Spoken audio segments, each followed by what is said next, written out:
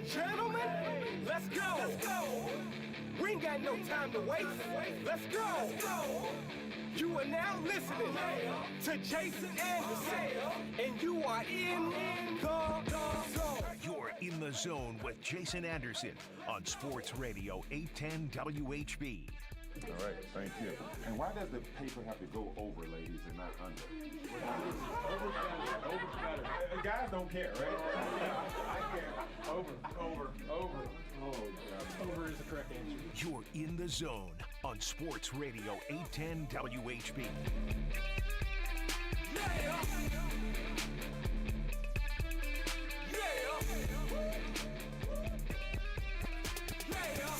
All right, a Thursday edition of The Zone right here on Sports Radio 810 WHB. Jason Anderson with you, Josh Brisco, and Drake. We head up until 2 o'clock. The next 4 hours, we've got you. A lot of stuff to get into today. We'll hear from the Kansas City Chiefs coming up later on, either this hour or the beginning of next hour. Practice number 2 for the rookies. The veterans will report tomorrow. And then the first practice of the entire squad will be on Sunday. That will be open to season ticket holders. There's quote-unquote no practice on Saturday, but that is going to be a lot of conditioning for some of the veterans, conditioning drills and things like that to make sure you are in shape when you show up to camp, because you don't want people throwing up out there on the field. We know that that's a main priority, and the Chiefs have guaranteed that no player will throw up this year, starting now. So we'll hear from some Chiefs rookies coming up later on in the hour and the beginning of the 11 o'clock hour, whenever they finish up practice. We will talk with Matt Lane, KC Sports Network, kcsn.substack.com. We will get his thoughts on his sort of primer for training camp. What does he think? What are the storylines heading into training camp? As yes, it started with the rookies, but we know next week will be when it starts to get rolling and get hot and heavy with the, both the temperature literally and then also with the practices leading into the first preseason game. So we'll talk with Matt Lane about that, some other issues to get into and talk about as it relates to the Chiefs. Denzel Mims, I saw some people at least discussing that yesterday when the report came out late afternoon that the New York Jets were going to either trade Denzel Mims or they were going to release him before training camp. Their report date for their entire team was yesterday, and kind of told them, you can just stay home because we're going to figure out someplace else for you to be. They trade him to the Lions for a 6th rounder. They also trade a 7th rounder. So Lions get Mims and a 7th rounder. They give up a 6th rounder, and it's a team taking a flyer on a wide receiver. And I saw some people at least mentioning that. I'm like, I feel like the Chiefs have a number of those guys already. So maybe it's just if you want to throw a 6th rounder, get a 7th back in Mims of a lottery pick. But I'd rather keep the 6th rounder for the Chiefs and take my chances with some other lottery tickets that you already have on this team. They don't need more depth and guys that, maybe they could get something out of. They need a higher-end wide receiver. It'd be different if it was like the Vikings are willing to trade Justin Jefferson. All right, let's talk. The Jets are trading Denzel Mims. Cool. Neat. Best of luck, Denzel. Good luck in Detroit. Also, go ahead and delete any gambling apps when you get to Detroit. Turns out it's an epidemic, so be careful there, guys. So we'll talk some Chiefs football with Matt Lane and talk about Chris Jones. We'll see what happens tomorrow. Rashee Rice, there was an interesting conversation this morning with Jesse Newell. He wrote about it in the Kansas City Star as well, about the conditioning. Talked about that quote from Andy Reid back in May. That was a great find by Josh in the actual transcript of that quote from Andy Reid, talking about that Rashee Rice, needs to get his running in, his conditioning. He's got to make sure that part is taken care of. And we discussed that a little bit yesterday as to our feelings, concerns, not overreaction to the first day of camp and throwing up, and the weight conversation of where he was at the combine, where he was at minicamp, where he is right now. I'm more concerned about that than I am about the throwing up at training camp. So we'll talk with Matt Lane about some of those things. And I also want to just pick his brain and see, we've discussed this a little bit throughout the offseason. We've brought it up here and there with different guests, but get Matt Lane's thoughts as to where the personnel is for this team right now. We don't know if they are going to sign another defensive end during training camp. They signed Carlos Dunlap middle of training camp last year. Certainly could be another addition to this team that's coming. But as we look at the personnel right now, the changes, the players that left, the players they brought in, last year was a season where the Chiefs were supposed to take a step back, and they won the whole frickin' thing. And now this year, I believe the personnel is better, 1 through 53 for the Chiefs. We'll get Matt Lane's thoughts on that. Doesn't mean they're going to win the Super Bowl this year, but, they did the Run It Back tour in 2020. And while it was like, all right, you get a bunch of guys that have been there, done it, they all want to repeat, I think there also is something to bringing in a number of guys that might be hungry. Wide receiver, Richie James is hungry to win one. Donovan Smith has one, but I bet he'd like another one. Juwan Taylor would like to experience a deep run in the playoffs. Felix and Udike Uzama, Charles Omenihu, Drew Tranquil, Mike Edwards, different players that they have brought in. We'll see how that ultimately turns out and ends up, but we'll ask Matt Lane his thoughts on that and then a couple of other things as well. 913-912-4810 is the text line to be a part of the show. 913-912-4810 text line to join us. If you want to weigh in on the different things we will be talking about today, we'll also give away some Dude Perfect tickets, a couple of pair throughout the show. We'll be giving those away today and tomorrow. And then at 1 o'clock, sports or leisure. We'll get into some sports or leisure and give away $25 to Johnny's Tavern. For those that get the sports questions and the leisure questions right, we will do that. Again, 913-912-4810. Josh, what's up, man? How are you today? Good. I did think it was weird last night watching the Royals lose 3-2 to the Tigers, squandering a good start and not getting much from their offense. I hadn't seen that in 2 full days, so nice to see that again. Not to try to push us to baseball. It's just the only thing I have to say about the Royals right now. And I haven't puked in the last 24 hours. So those are sort of my Royals and Chiefs takeaways from how things have gone since yesterday's show. That works. I mean, that's great. I also have not thrown up, so that's good. Knock on wood. I mean, I also haven't run any at all, to be clear, but that's to be expected, I think. We're putting consistent behavior on tape. Yeah, I also have not worked out one bit since coming back from Tahoe. If you want to count a very long walk in Tahoe as a workout, it's. Did your watch at some point say, hey, it looks like you're working out? Because if so, it looks like you're working out. You should count that. I did, actually. So on Friday when I was following the guys around the course, I had been walking for like 15 minutes, and my watch was like, hey, it looks like you're working out. I'm like, all right, shut up. All right, I get it. Yes, I know that. Just walking for 15 minutes straight, the watch is like, whoa, what are you doing? Are you working out? Your watch was like, Siri says, slow down, bucko. It looks like you're working out. Would you like to record this, or are you not? Because we've never done this before with you. I've heard of other watches that I go to school with, and they record said owner's workouts. I've yet to do this, so I'm very excited. Are you by any chance working out? Would you like to record this, please? So I said, you know what? Let's record this workout. It's not going to say workout recorded walking a golf course behind Patrick Mahomes and Travis Kelce. It's just going to say outdoor walk. That's right. Good for something. It's going to say 2.5 hours and 4.5 miles. That's what it's going to say. Your heart appreciates it all the same. No doubt. No doubt. And I was not going to pause or stop the workout just because I made it to the next hole and then watch them tee off. Would you like to pause it? No.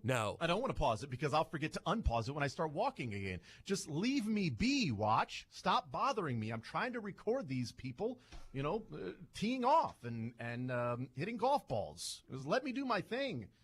Quit under the radar insulting me. I like the idea of you just power walking across fairways, like just live fire. Just like, I'm sorry, I can't stop. I've started an outdoor walk, and I love this stuff. I had no idea how good I was going to be at these outdoor walks. Sorry, Pat, you're just going to, hold on 1 second, and I'm clear. Just walking on the court. Left, on your left. Yes, 100%. On your left. Travis Kelce's in his backswing. You run into the head of his club. On your left. Get out of the way, people. I'm trying to make... Did you not see that Mahomes drove it into the rough next to the ropes? I'm trying to get there. Move out of the way, people. pumping your I need arms. to get this video. Just look, boom, boom, boom, Oh yeah, pumping. full pumps. Full in the pumps. arms. Maybe a little headband. Maybe No you're holding. doubt. Ooh, maybe you're holding a couple of little like 1 pound weights. You know those walking weights. That'd be a good look, I think. Yeah, well, that was my phone. So I was pumping the arm with my phone in my hand. Yeah, you got to taking get a some video second and one, things otherwise like you're going to be, Popeye out there. You got That's to right. make sure you switch it up every once in a while. That is true. Yeah, each hole, I'll just now hold the phone in my left hand, and then I hold the phone in my right hand. You're right. I don't want to look like I'm off center. You're doing high knees, just sort of across the green. Someone, you get into the hole. Like, sorry, I can't. I got to get these knees up. Is that Russell Wilson? Yeah, let's ride, baby. Let's drive. Let's walk. Outdoors. I mean- well enough that my watch acknowledges it and calls it a workout. Low key smack talking of the watch. It is kind of Ridiculous. insulting. I don't think I've ever really taken it that way. I've always been like, ooh, I got a free workout by accident, because I'm never like, out there actively trying to, well, just actively, actually, given the end of that sentence. I'm never out there actively, period. But it's always like, oh, a little treat. Hey, good work, me. But you're right. I think from now on, I'm going to hear the watch saying, it looks like you're exercising? Oh, that's so cute. Would you like me to record that for you? That's right. It's a bless your heart moment from the watch. Yes. Are You're you walking? Are you sure no one's pushing you in a stroller? Are you just pumping your legs while somebody's pushing you in a wheelchair? Who's my big little walker man? You're on the walkway at the airport, aren't you? Yeah, that's what it is. I knew it. I'm not going to count that. I'm just going to count the steps. You don't get counted for this. By the way, I can't remember which airport we were in. I don't know. It might have been Vegas, going from one terminal to the other. You've been there, Josh. You I sure understand what that's have. like. I know that airport better than I know the outside of my own house. And it might have been Phoenix. I can't remember where we were, but we were flying back from Tahoe. So it was me, Ben Messner, Steven, and his lovely bride.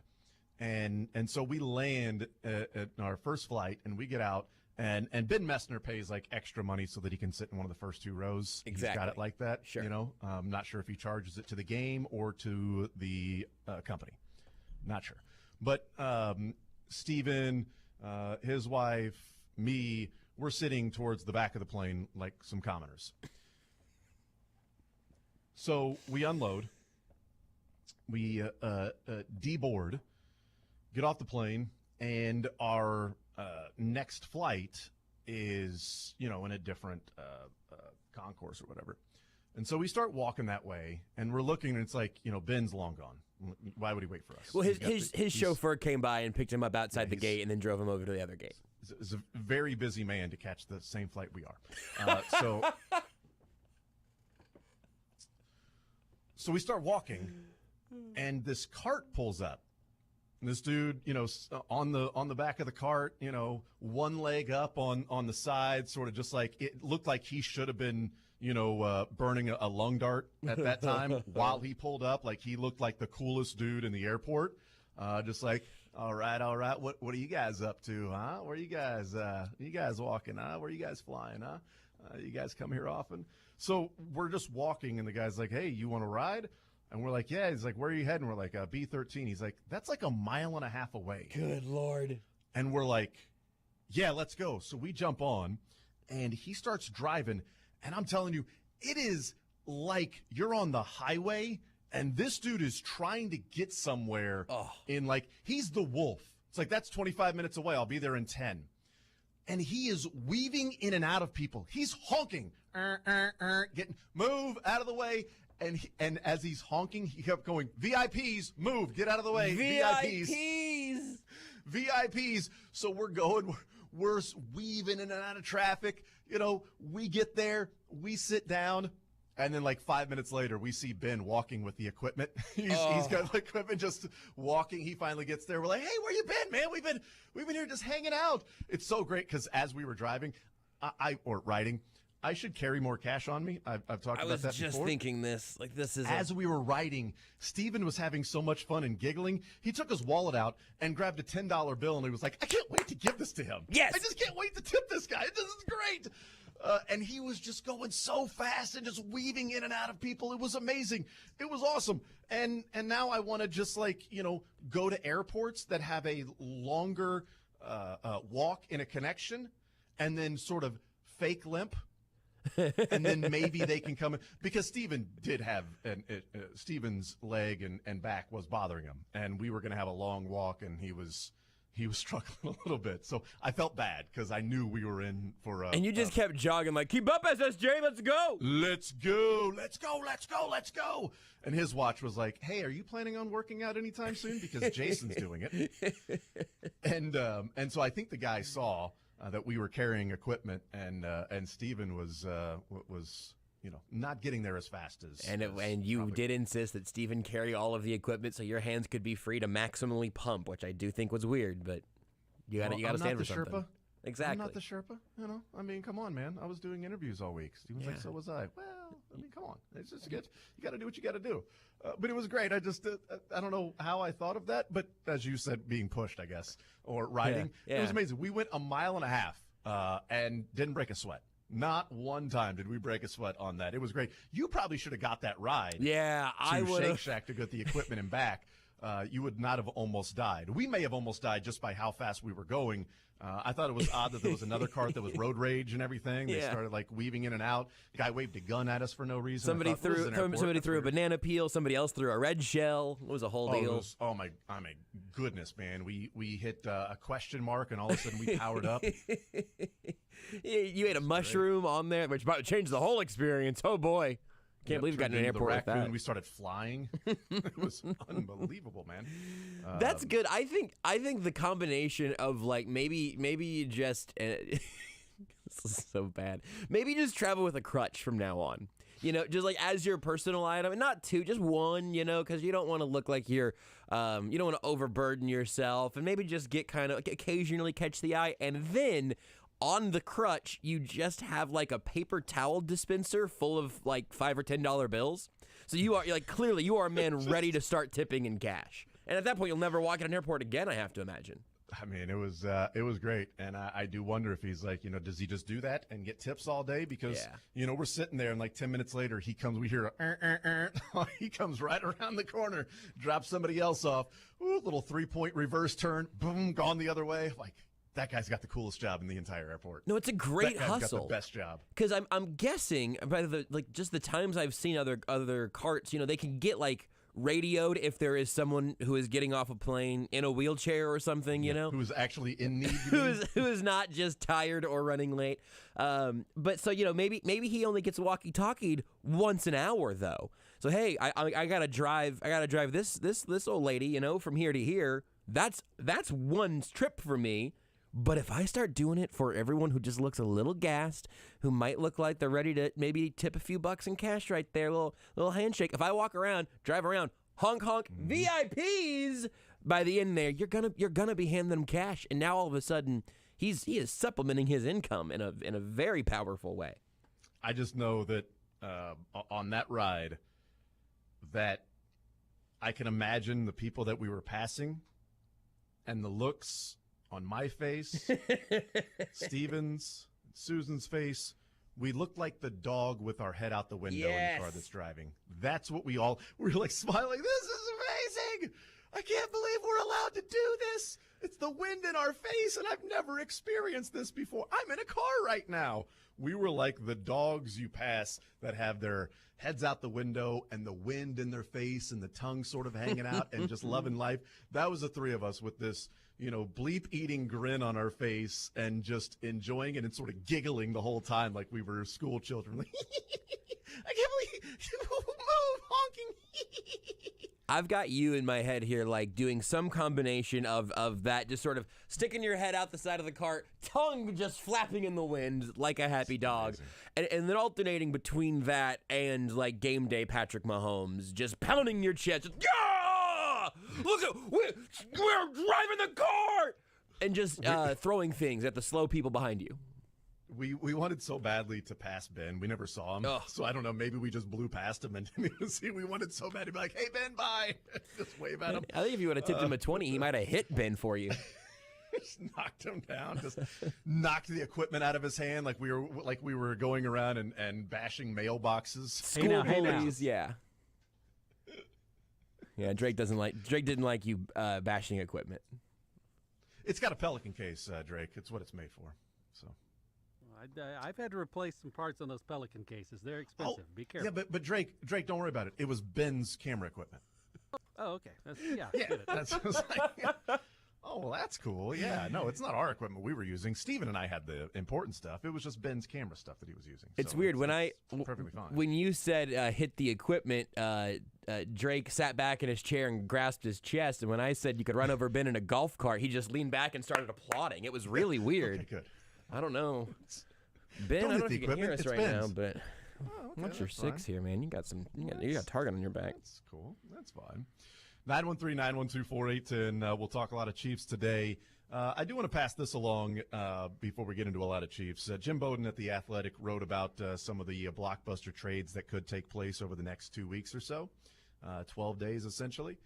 And one of the trades that he lists here, the number 4 trade that is quote-unquote could be Major League Baseball changing landscape trades, is with the San Diego Padres and the Kansas City Royals.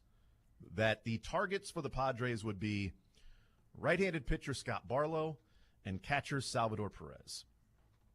He writes, the Royals don't want to trade Perez because he's the face of the franchise, the team leader, but also because of his importance in developing the young pitchers. On the flip side, he's 33 years old, and the 8-time All-Star deserves an opportunity to play on a contender for the final 2.5 years of his guaranteed contract. Perez has a full no-trade protection, but might be willing to waive it to go to a team like the Padres. San Diego also needs another back-end reliever. Barlow is among the best available on the trade market. In return, the Royals could demand the Padres' top pitching prospect, 2022 first-round pick Dylan Lesko, as their headliner, along with catcher Luis Camposano and minor league righties Henry Williams and Ryan Berger. Then if the Padres could land Adam Duvall from the Red Sox in a separate trade, they'd be poised to make a serious run at the playoffs. Right now, their playoff probability at Fangraphs is a little under 30% for the Padres. And they are in luxury tax. It's almost like the Padres do have to go all in to a degree, like this year, because their window is this year and next year. They have a lot of money that they are paying, and it would be curious if the Padres were willing to give up a catcher in Luis Camposano and their top pitching prospect in Dylan Lesko, former first rounder, and a couple of other minor leaguers just to simply throw in, and you get 4 guys for Scott Barlow and Salvador Perez. I mean, I know people like Salvi, and you and I are on the same page on this, Josh, that if someone's calling about Salvi, I'm damn sure listening. I am not turning them down just because it's Salvador Perez. I don't know how much of the contract the Royals may have to eat, depending on what kind of prospect then the Padres may throw in, or what higher level of prospect the Padres may throw in. And then, that sliding scale of how much money you're going to eat on Salvador Perez. But, we've talked about these trades that are sometimes difficult to make. You got to make a difficult trade, a trade that hurts. Have they made a trade that hurts yet? No. No, is that I wasn't sure that was a rhetorical question or not, because the answer is so obviously no. Yeah, right. Okay. It could have been, but also, hey, audio medium. No, they haven't made a trade that hurts to this point. That would be a trade from the fans that would hurt. I would appreciate it for Salvi, because Salvi ain't going to the playoffs anytime soon in his contract with the Royals. Yep. He's toiling away on a team that's going to lose 100 games. He's getting older. You see what happens when Salvi got 4 or 5 days off outside of playing, a couple of innings in the All-Star game. Then he returns and gets 6 hits in 2 games. It's like, oh, hey, fresh Salvi. That's what he looks like. But you start to get worn down, and he's getting worn down quicker than he had in the past. I know he's 33, and he's not necessarily a 33-year-old because he had the season that he missed with the arm injury. He had only 35 games in 2020 with the 60-game season. So that's 2 years of baseball that he only played a total of 35 games. So that's a little different than a 33-year-old catcher in traditional terms. But you are seeing Salvi, break down a little bit. He scored from first, and he was out of the lineup the next 2 nights with the hamstring. If Freddie Fermin is continuing to play like this, how much maybe does Salvi move and play a little more DH? What's the future of him with this Royals club. I love Salvador Perez. He's going to be wearing a powder blue jacket. That's Royals Hall of Famer. And I believe he's a Hall of Famer in Major League Baseball. Some would disagree. I don't care. Call me a homer. I've compared Salvi's numbers to some of the other catchers in the Hall of Fame, and I think he's deserving of being there. But the trades that hurt. I mean, the Reds just brought up Christian Encarnacion Strand. That was a midseason trade in which a year ago they traded Tyler Mahle. Now, I don't know that was necessarily a trade that hurt, but they were willing to move some guys that could have been part of the team this year or next year or things like that. And they got Christian Encarnacion Strand, who is one of the better power hitters in all of minor league baseball.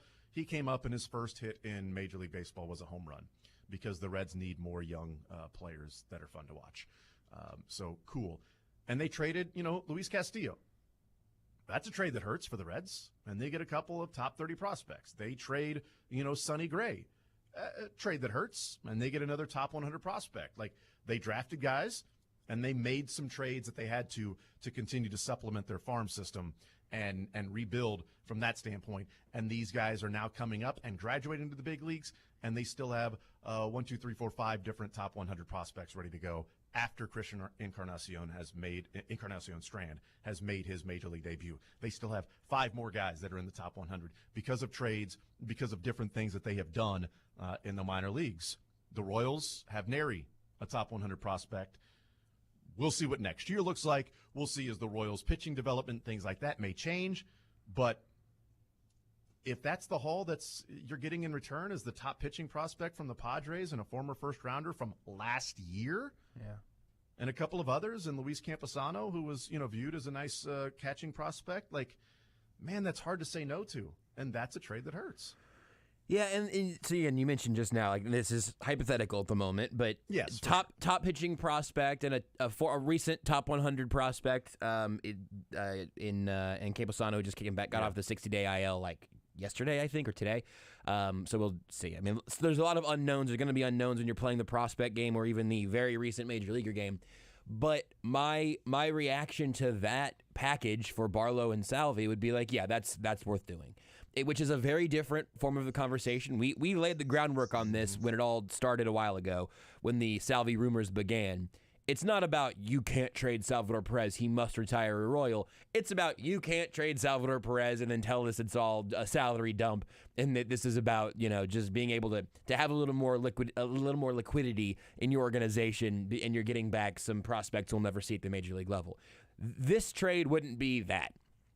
I don't know how much of that weight is carried by Salvi and how much of it's carried by Barlow. I don't know if this idea of sending both of these guys to the same team and the Padres makes sense, but I don't know if that is the best way to get the most value for the two of them. And like we've talked about, and like is in this story, the Royals, I don't think, have any desire to trade Salvador Perez, but they should have an even stronger desire to improve this team in the long term. And a deal like this would be a good way to do that. It would hurt, and it would hurt emotionally more than trading a guy like MJ Melendez, right?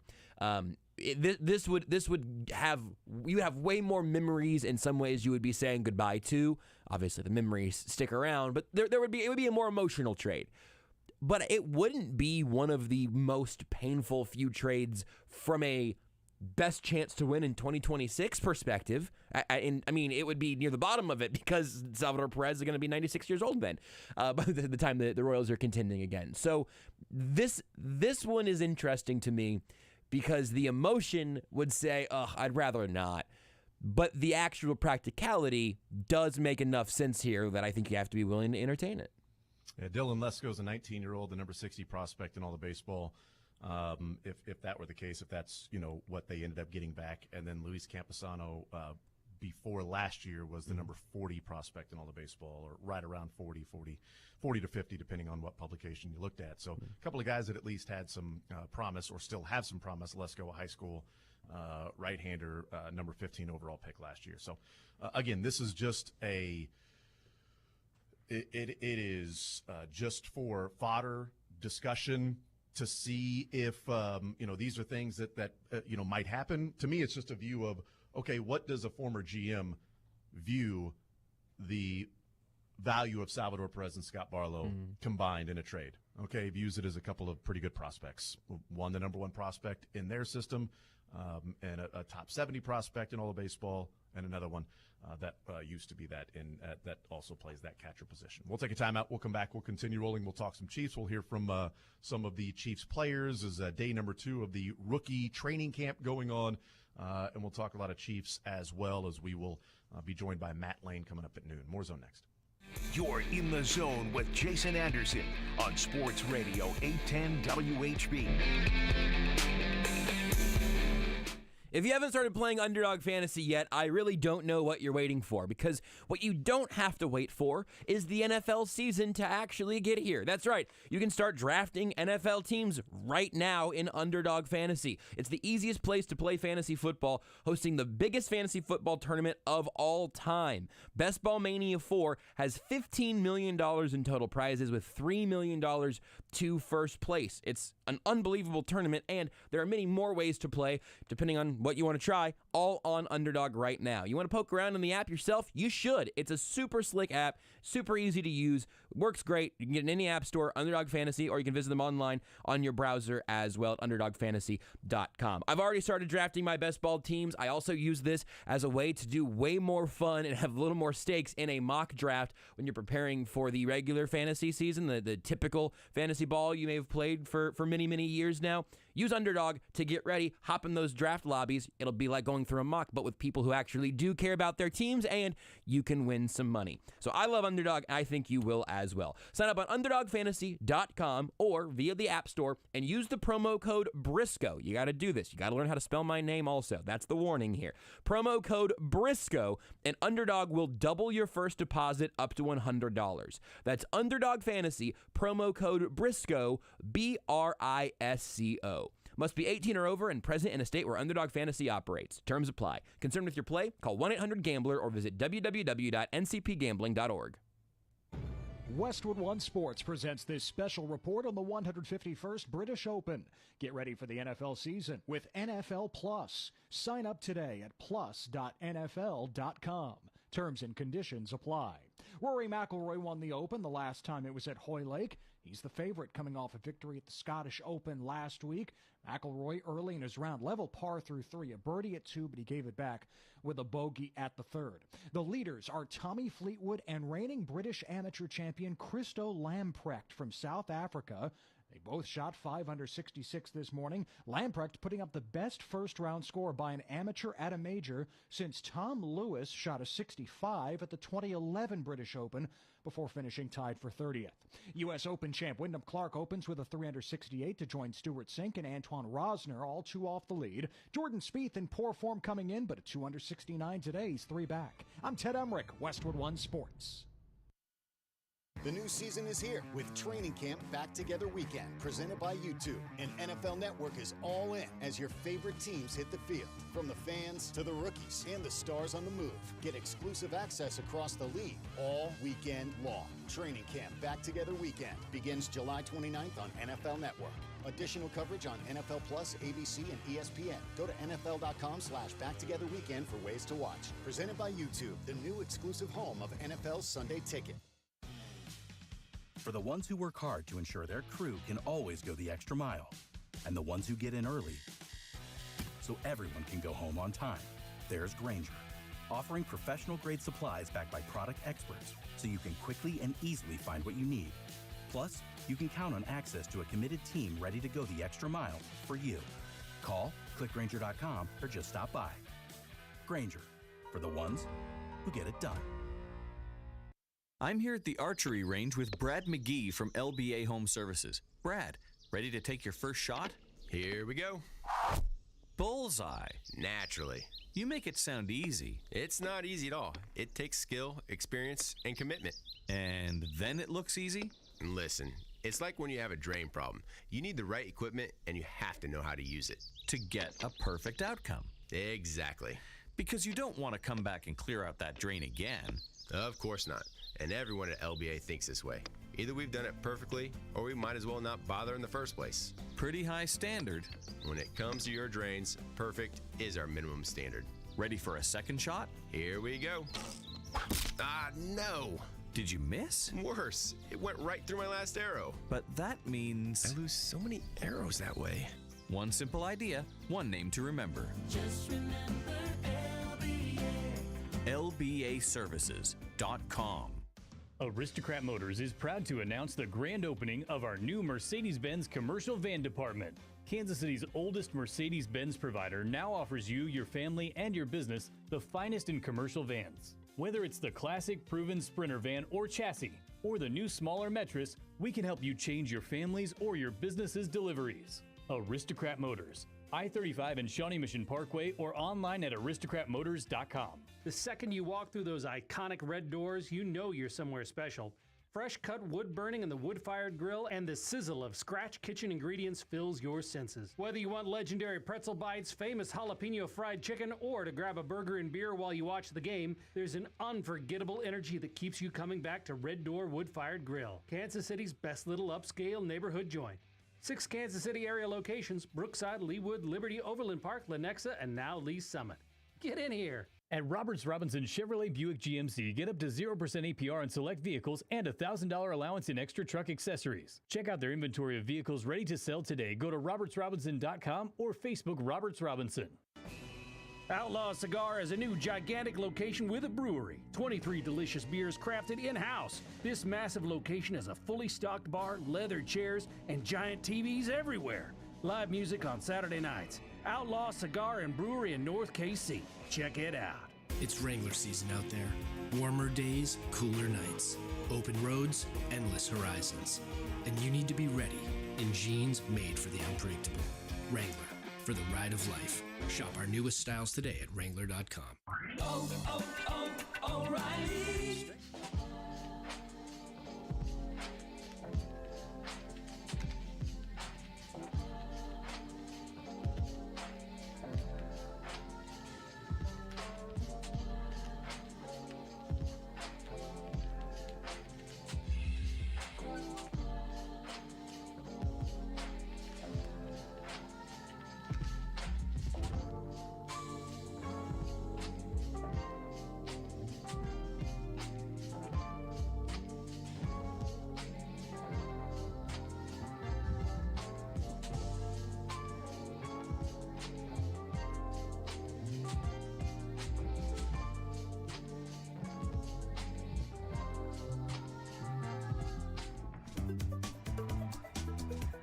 All right, we continue right here on Sports Radio 810 WHB. Jason Anderson with you, Josh Brisco, Drake. We head up until 2 o'clock. We will talk with Matt Lane coming up at noon. KC Sports Network, KC Laboratory Podcast. We'll hear from whichever Chiefs rookies head to the podium today after practice is over, expected to wrap up in the next 20 minutes or so.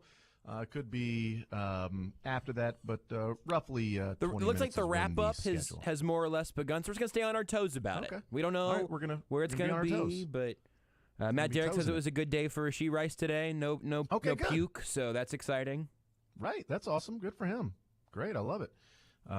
Get the throwing up behind you, man. Move on to the next one, and now you're ready to go. You understand what to expect, and you know what? The other thing that I will say in his defense is I think there's only like 6 receivers at camp right now. So while the Chiefs have a lot of wide receivers on their roster, there's only like 6 of them that are running all the routes for the quarterbacks.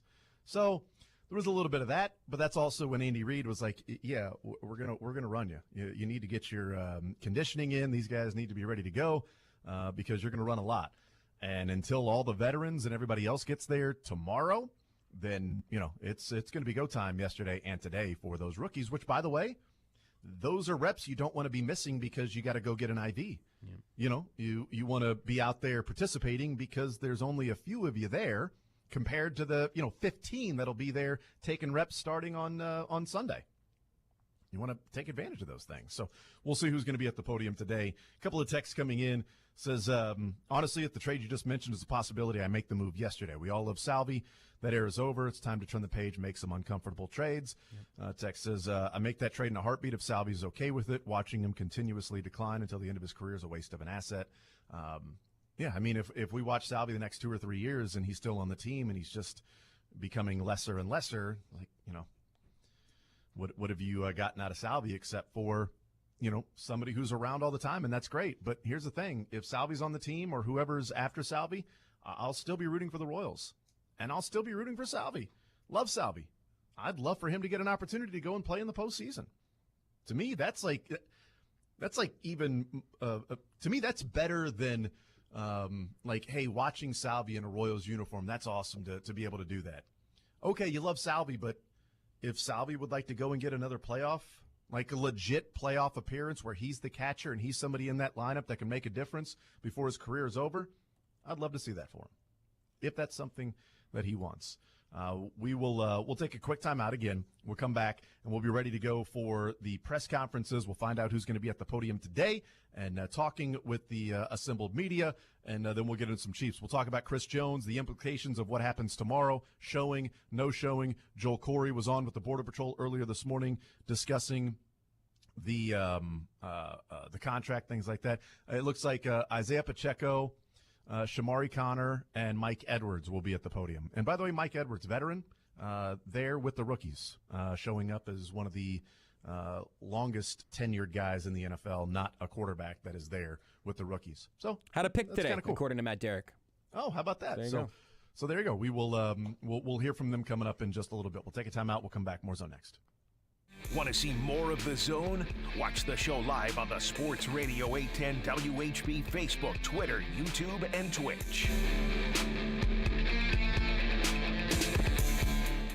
Football season is almost here, and whether you love the Chiefs, Jayhawks, Wildcats, Tigers, or all of the above, TicketsForLess.com is your spot for tickets with no fees. Tickets for Less already has the best selection of tickets at great transparent prices without fees, but you can save even more by being an 810 listener. Save on your next ticket order now when you use promo code 810. That's 810 at TicketsForLess.com. Shop around and see the difference today with my friends at Tickets for Less. Men, summer is here. It's a time to vacation, get outside, and enjoy life with the one you love. But if you have erectile dysfunction, you know how it makes you feel. Embarrassed, frustrated, even angry. And that can make summertime a lot less fun. This is Jeff for Heartland Men's Health. And if you have ED, I want to encourage you today to get treated. Stop dealing with the lack of confidence and low self-esteem that ED brings and start being intimate again without the fear you can't perform. At Heartland Men's Health, we're experts in treating ED. Prometic partner practices have treated tens of thousands of men, and our protocols have success rates with well over 90%. And we have many treatment options and treatment combinations for greater efficacy. You could even last up to an hour or more and make sex great again, both for you and your partner. So call us first. Your initial appointment is only $99 and includes blood work, a medical consult, and if medically advised, a test dose. And if that test dose doesn't work in the office, your visit is free. Call 844-447-6600 or go to heartlandmenshealth.com. Heartland Men's Health, a Promenic restorative health practice. Hey, Kansas City, it's Jeff Briggs with Victory Chrysler Dodge Jeep Ram,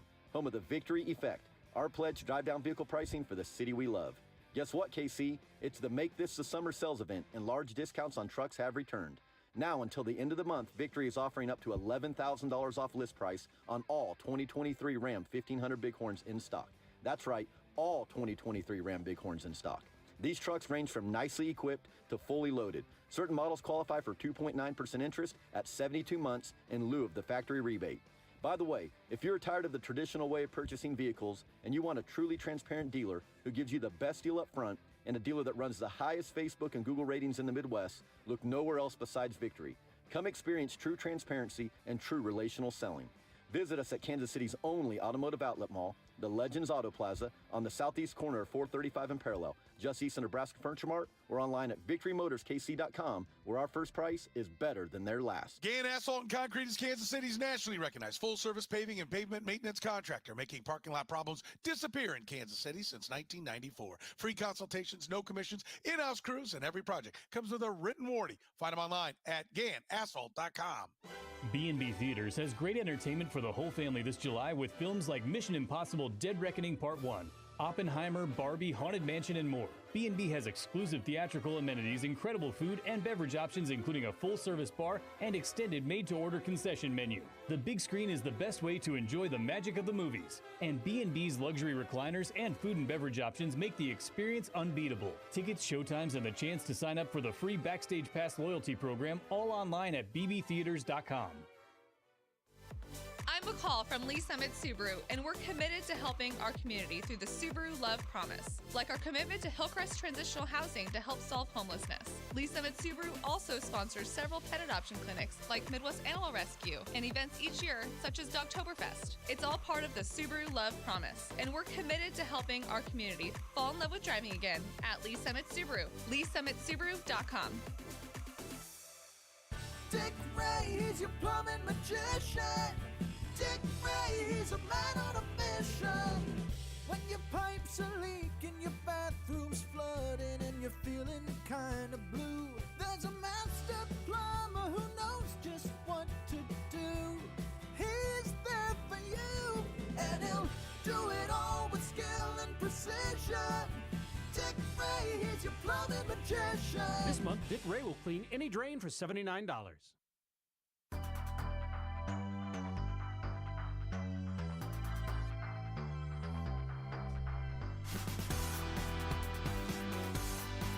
We continue right here on Sports Radio 810 WHB. We'll hear from a few of the Kansas City Chiefs, Isaiah Pacheco. We'll hear from Mike Edwards. We'll hear from Shamari Connor that are going to be at the podium today as practice is wrapping up right around now. And so whoever gets to the podium first, we will talk with him. I believe it's going to be Isaiah Pacheco.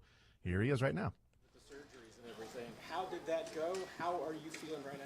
I'm feeling great right now. It just, it's a process, and that takes time, and for me to just continue to listen to the staff and trust in myself.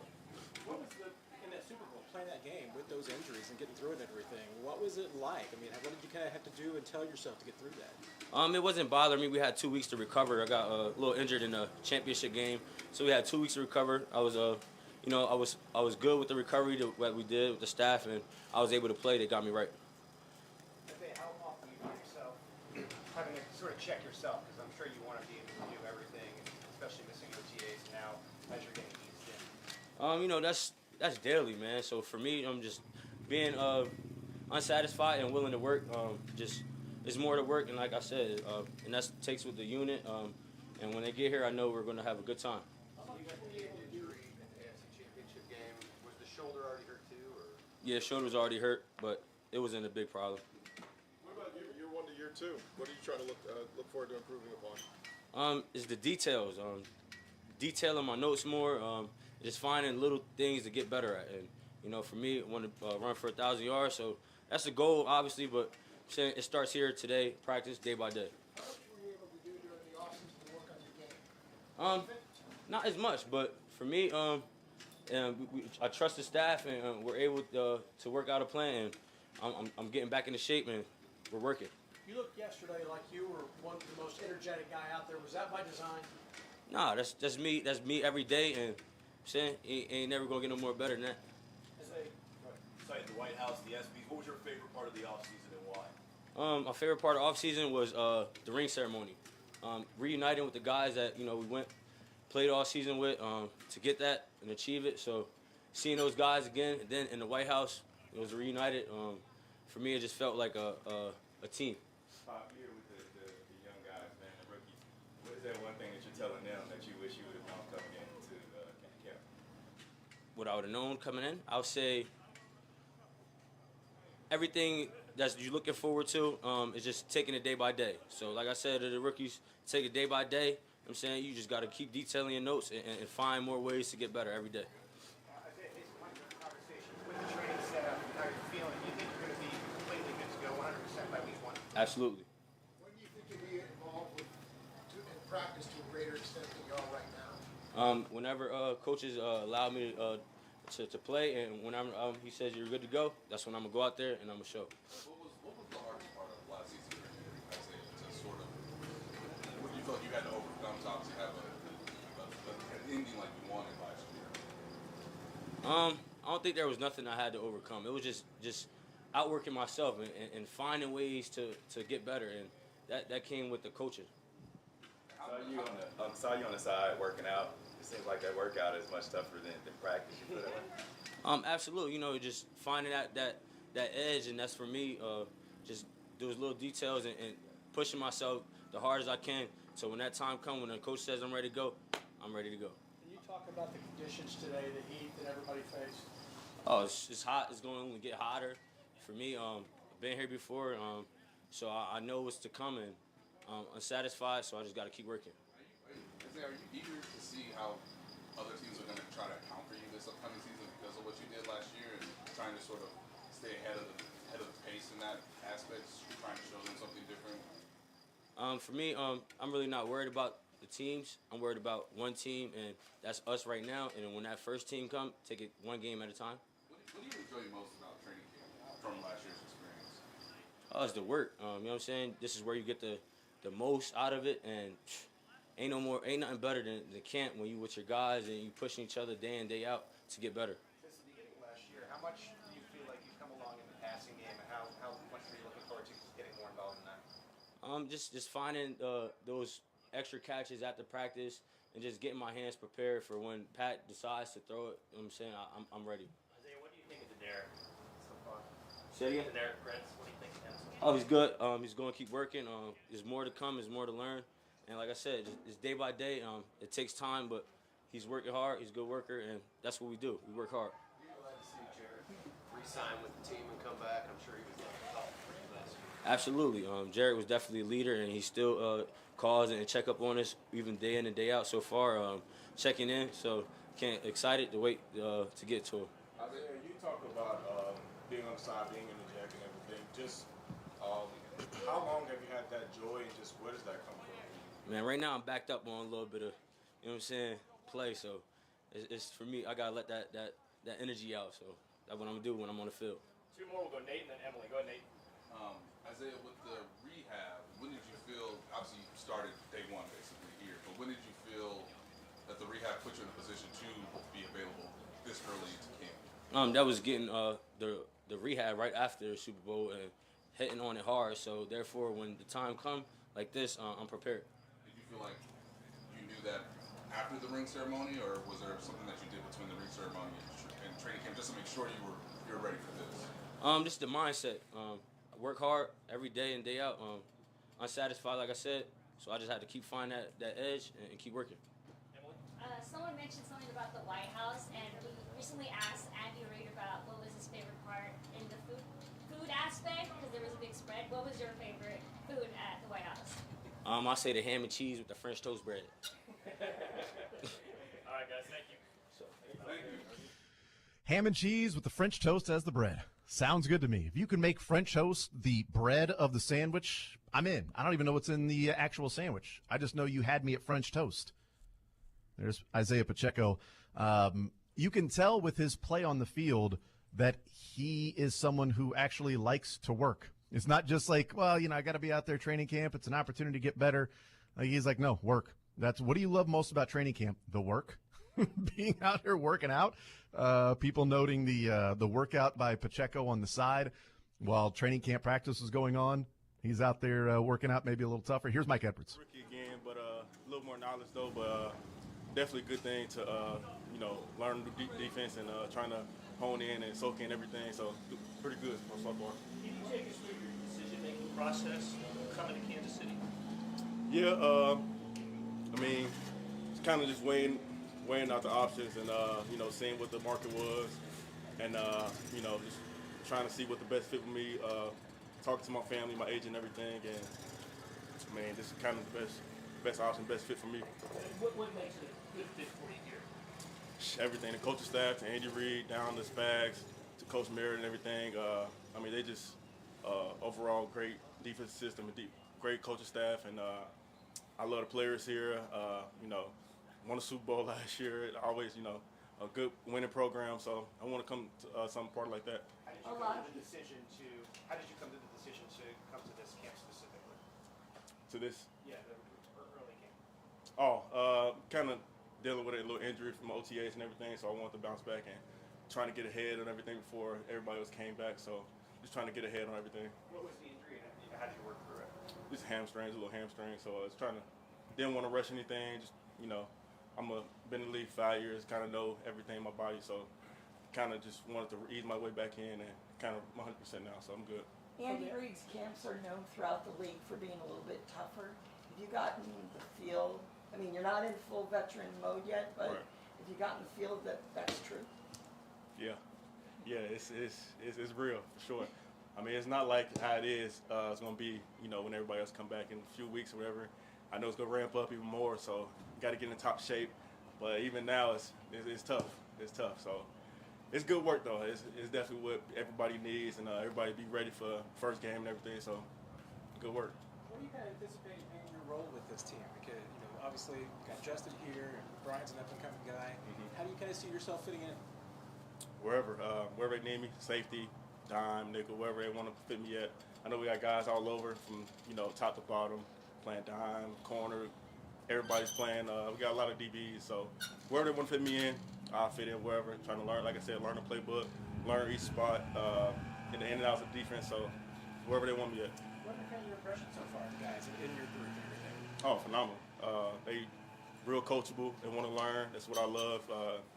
Good playmakers. Everybody wants to learn. Like I said, everyone wants to make a play. And from the top, Jay Reed been here. He been in the league for 6 years. So he's kind of like the veteran guy out there. So he's a good, knowledgeable guy. So I learned from him when I first got here. And we got guys all over, like I said. So everybody come in and play. Everybody just ready to work. What are your early impressions of Chamari? Chamari's a phenomenal player. I mean, he's a rookie. He's kind of like me, kind of when I was a rookie. He learns very well. You can see he got some things you can't teach as far as like instincts and everything. He just has that. Some people can't have that, and you can see that from him. He can play all over. He can play dime, safety. So he could be used all over. So I really like how he's improved. What have your impressions been of Justin Reed and Brian Cook, even though you weren't on the field with them in OTAs, just in the meeting room and such? Yeah, they're real smart. Like I said, Jay Reed been in the league for a long time. He's the veteran guy out there, so learn from him.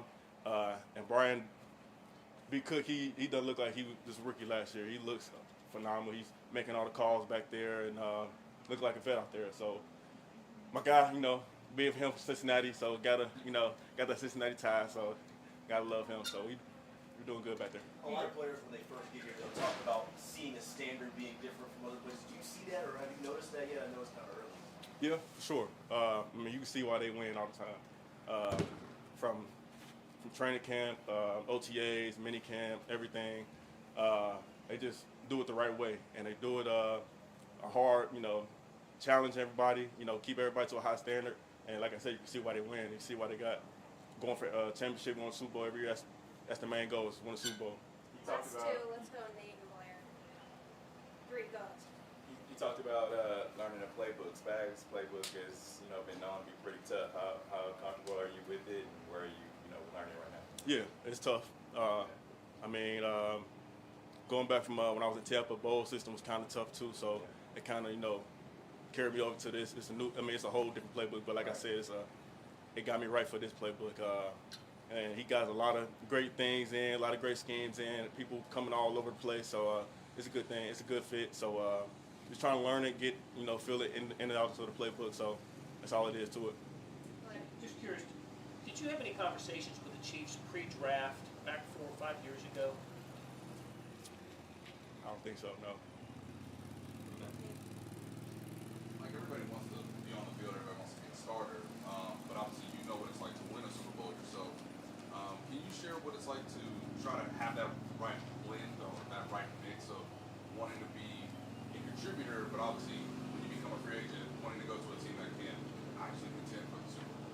Yeah, year one Super Bowl, I actually wasn't the main starter, but when we did play Kansas City in Super Bowl, we kind of ran like a 3 safety look, 6 DBs on the field, so we kind of just mixed in and out, all different personnel. So I would say, even if you're not starting, I feel like everybody's, a lot of guys gonna play in and out, and even if you don't start, like I said, you got to be ready because somebody always will come down, get injured, or whenever your time is up, you got to be ready. So that's kind of how I took it when I was a backup, kind of like a third safety my first 2-3 years, and then came as a starter. So like I said, I always got to be ready no matter what.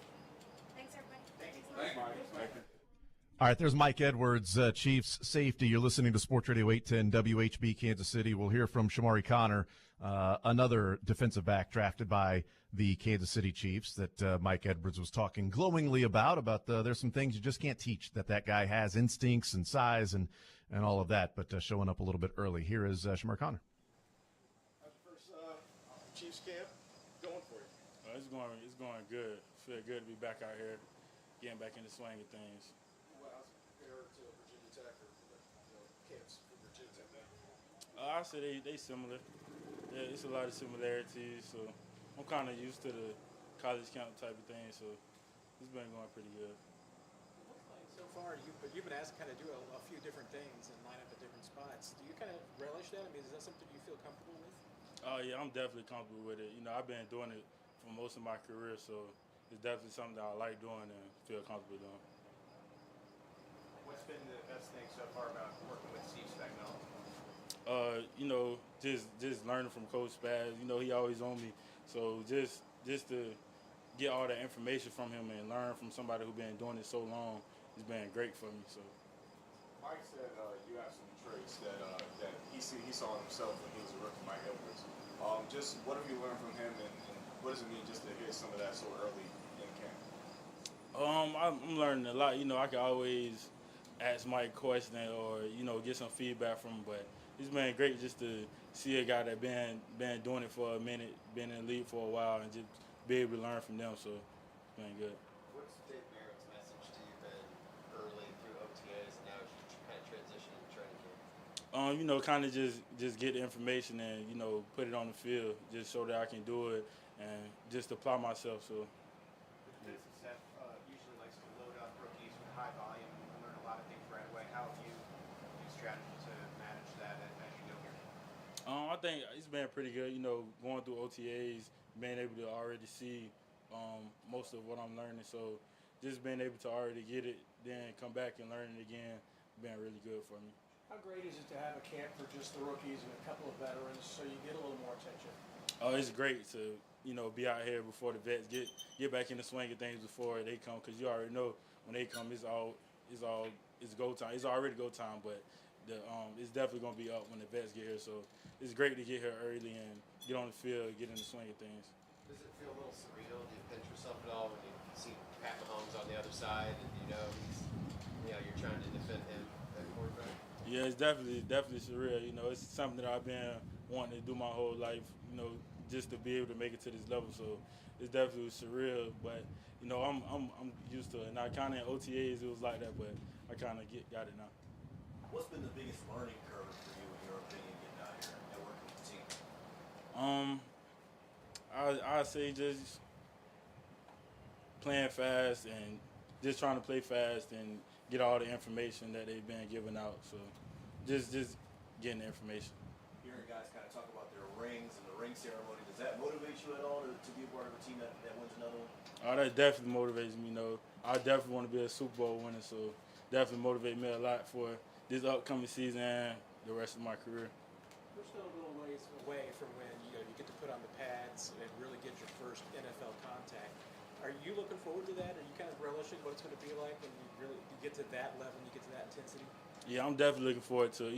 It's football. That's what we do. We put the pads on. We go hit guys. So I'm definitely looking forward to it. Next week, you'll have the fans here. You'll have, the vets here. What are you looking forward to most, and what have you learned, about St. Joe? Have you heard anything, prior to coming? No, I haven't really heard much, but I say just to keep building and keep stacking days and keep learning from when the vets get here, keep learning from those guys and just put it on display. Yesterday, some of the draft picks talked about this rookie class being very close. Last night, your first night in the dorm. Do you kind of see how this environment and what you're expecting with this group to bond? Yeah, definitely. It's definitely great being with this rookie class. Bonding with those guys and getting even closer than before, in OTAs, because definitely we all stand together. So yeah, it's been great getting with those guys. Any pranksters in the group? Nah, not yet. Not yet that I've seen. All good, guys? All right, thanks, Troy.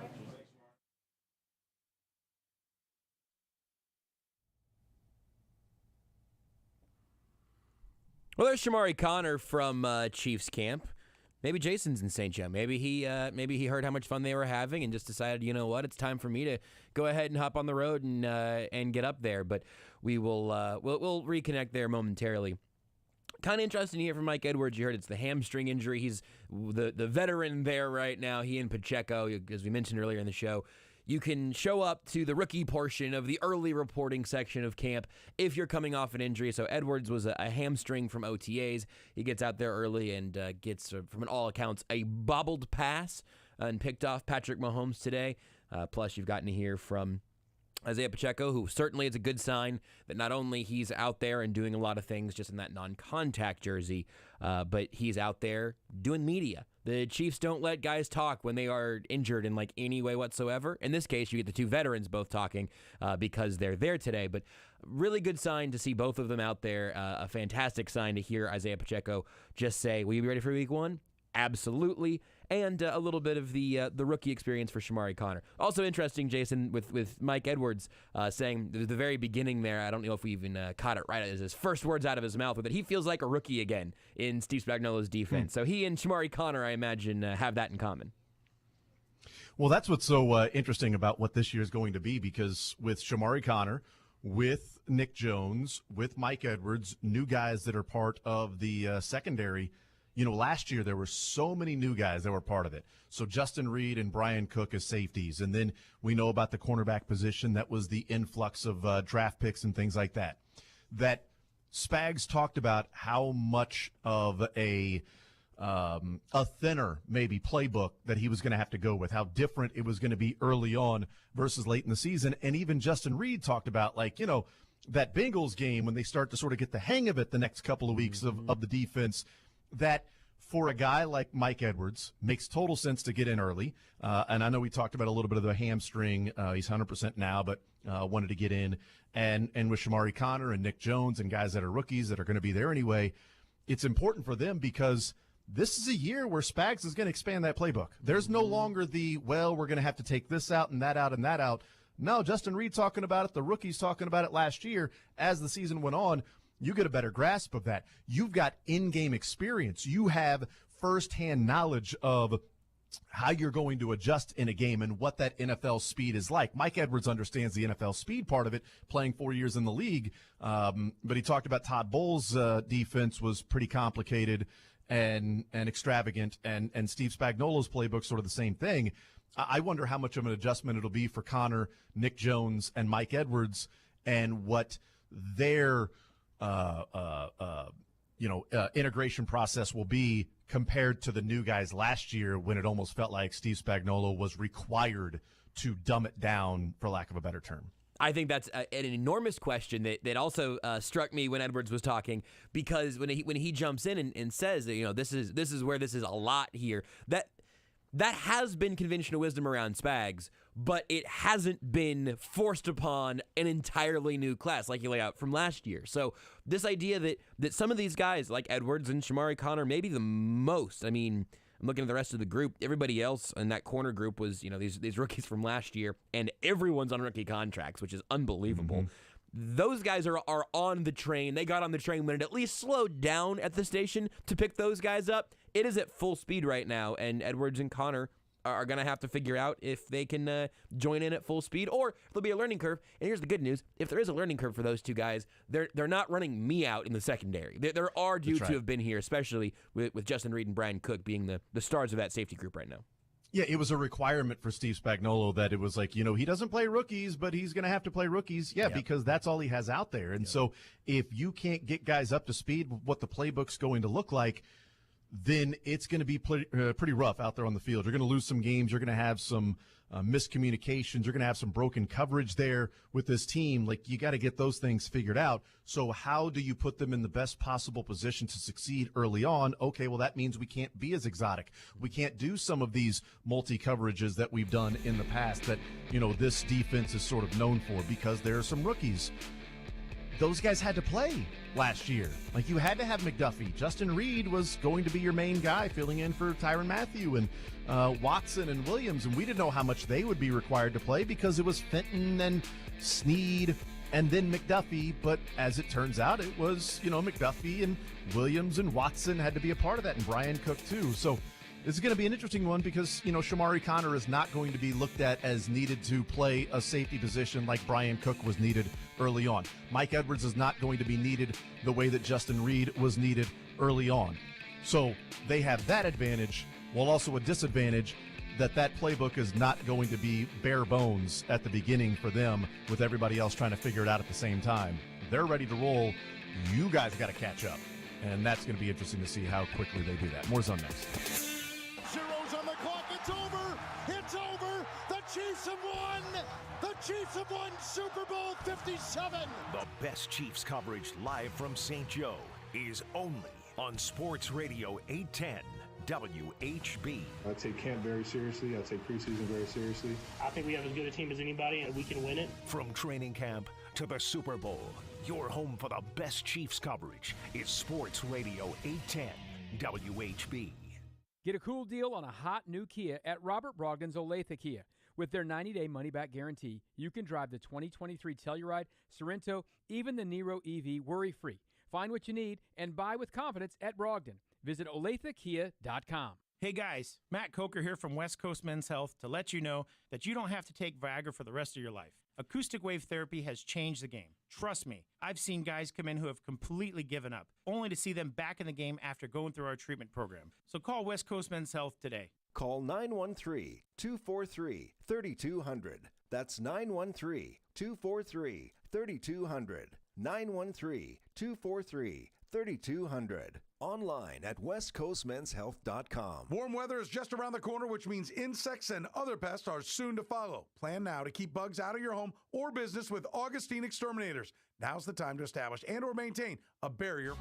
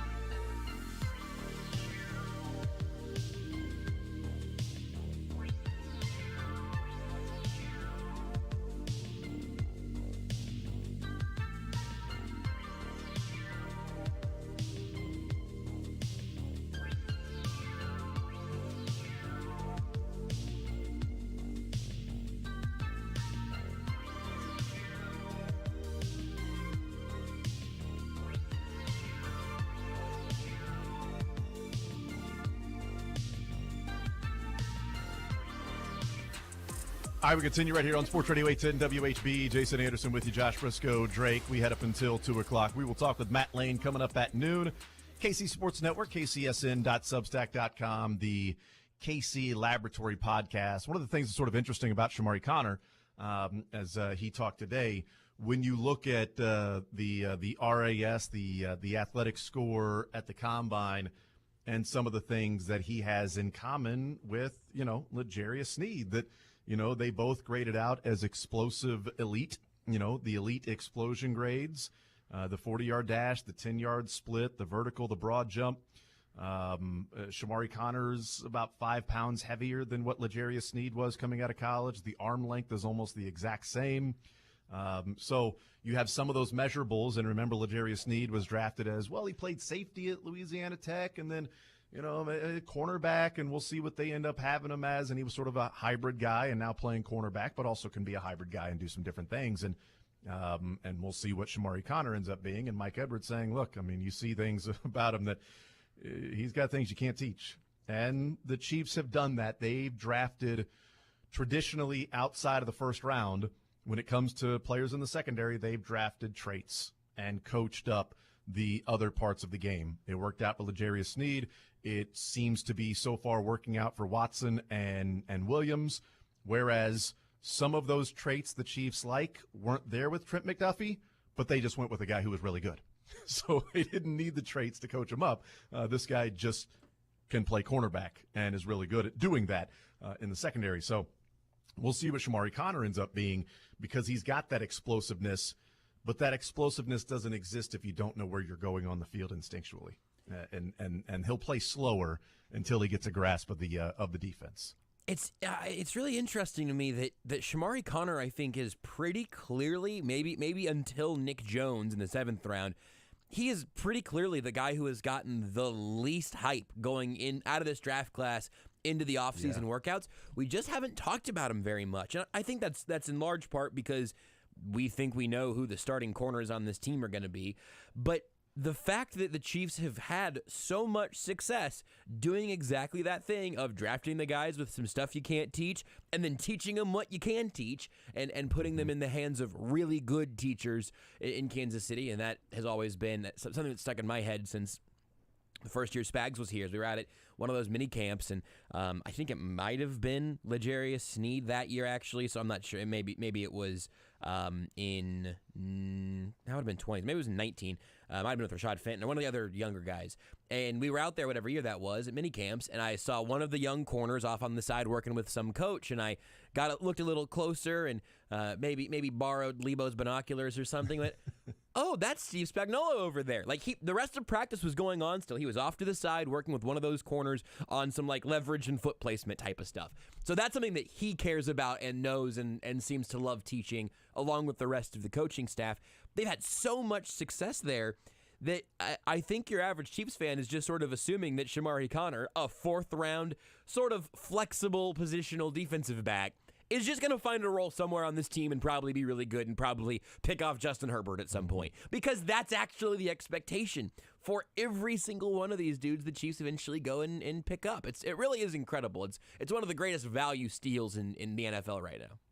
I talked about when they signed Mike Edwards, and I liked the signing when they did that. They were Juan Thornhill was going to go somewhere else and get a lot of money, and you can't pay top tier money for second tier players, and so those second contracts of players that you feel like, can you replenish that spot? And that's what they did with Brian Cook, and then you go out and supplement a little bit with Mike Edwards. That a data point with Pro Football Focus, he was much better in the NFL when he was a sub-package safety. He was a starter last year. His numbers dropped. So maybe that's where just his role is going to be in the NFL for this year, for however many more years he plays in the NFL. That first 3 years in the league, a guy that was a third safety on the field, came in, and as he said, he'll play safeties, nickel, dime, whatever they need. That was the first 3 years of his career. Last year, starting safety, took a big step back. The quarterback rating against him was 114.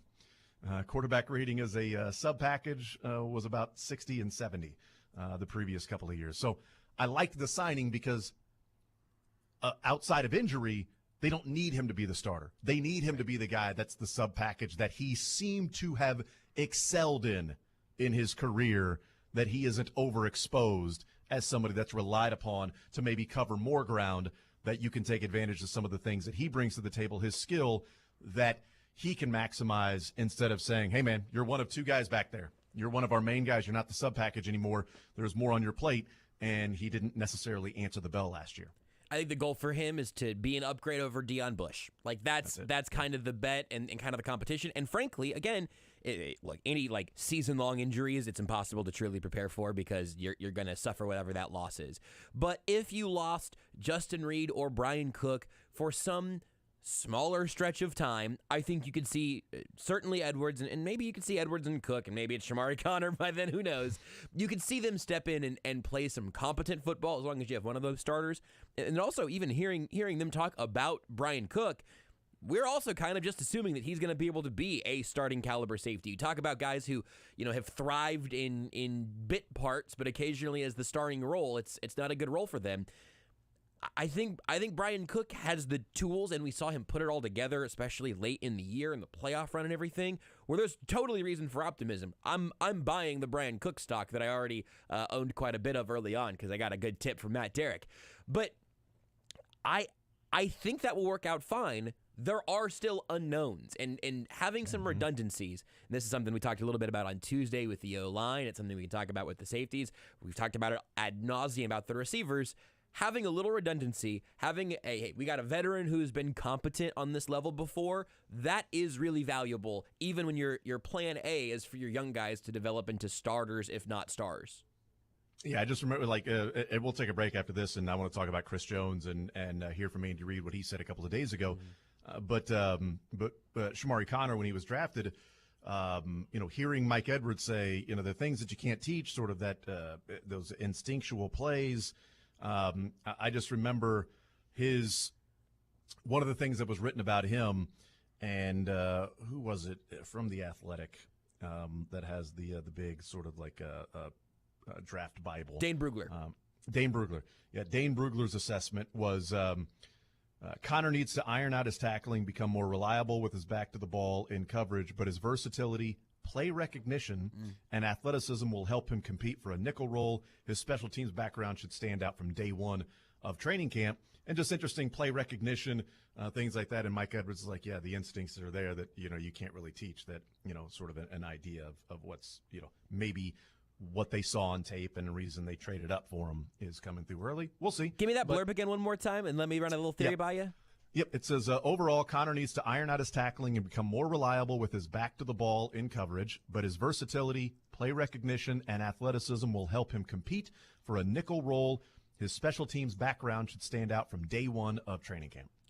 Here's a little, at least early on, kind of take. Sounds like a safety to me. Like, he can be. Not that he can't become a corner. But, hey, if right now having your back to the ball is a negative, but play recognition is a positive, and you have a role and a nickel package, everything – Kendall Fuller changed even just like the Chiefs' defense in that Super Bowl run. And the rest of the NFL has been evolving for years now as everything's become a little more positionless. But that right there, being kind of a tweener in that space, to me is much more of a positive in versatility than it is a negative in your weaknesses. That excites me.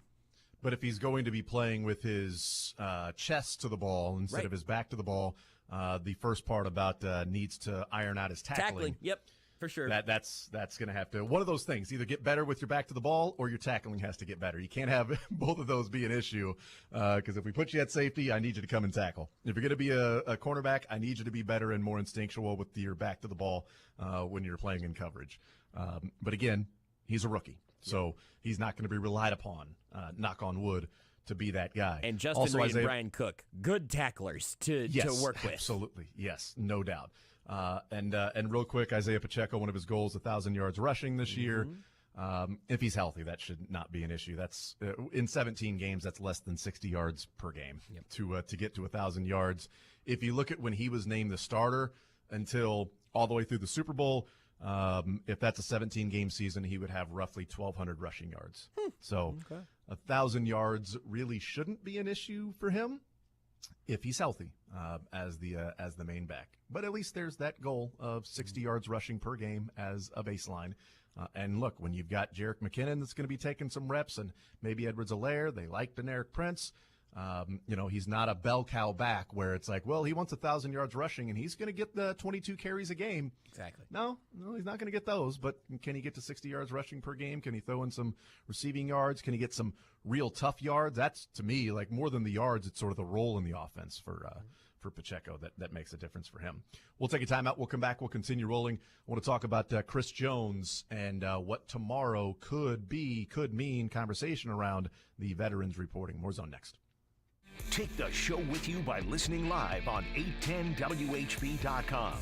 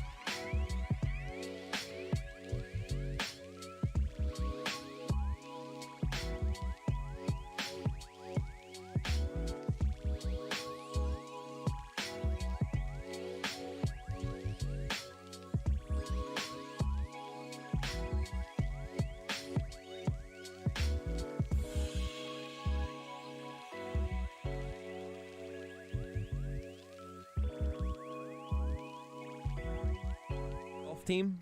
Yeah, Christo Lamprecht.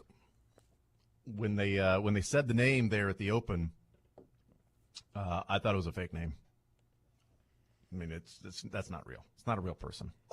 It Leading sounds the like Open, he sounds like two 500. Pokemon. Like, is that right? A Christo Pokemon and a Lamprecht? I think I've definitely caught a Lamprecht before, and I think I've seen a Christo. Yeah, it's 5 under in his first round in the clubhouse. Christo Lamprecht is the leader, tied with Tommy Fleetwood, who's also 5 under. And frickin' Rory, man, just really want him to win another major, but he does his Thursday first round thing.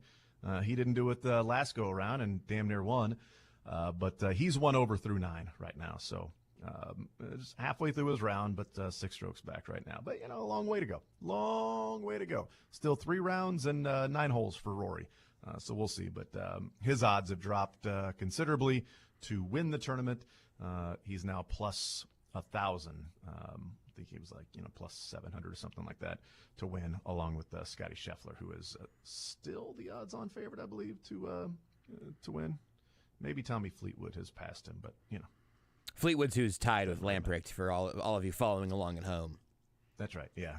Tommy Fleetwood is now the odds-on favorite. He's plus 600. Scheffler is now plus 700. So there you go. Value with Scheffler. 913-912-4810 is the text line. Let's hear from Andy Reid. Earlier this week, when the rookie showed up and reported on Tuesday, Andy Reid and Patrick Mahomes talked, and one of the questions to Andy Reid was about Chris Jones and if he will be at training camp, which report date was originally the 22nd, or at least that's what the NFL had put out, was the veterans reporting to St. Joe on the 22nd. The Chiefs have clarified that, and that is now the 21st, so that is tomorrow. They will be there tomorrow reporting, and then conditioning Saturday. No practice, but conditioning stuff and tests, and then first full squad practice on Sunday. But here's Andy Reid talking about Chris Jones, if he'll be with the team reporting. I don't know that. I'll have to just see how that goes. I mean, there's communication going on. That's the important part, and we just have to see. Yeah. It was interesting to hear that. I mean, he was being honest. If the contract was totally done, then it would be, yeah, he'll be here. We just haven't announced the contract. Not going to say that. Joel Corey this morning on with the Border Patrol talking about that, there's still some things to work out that, they're not there yet.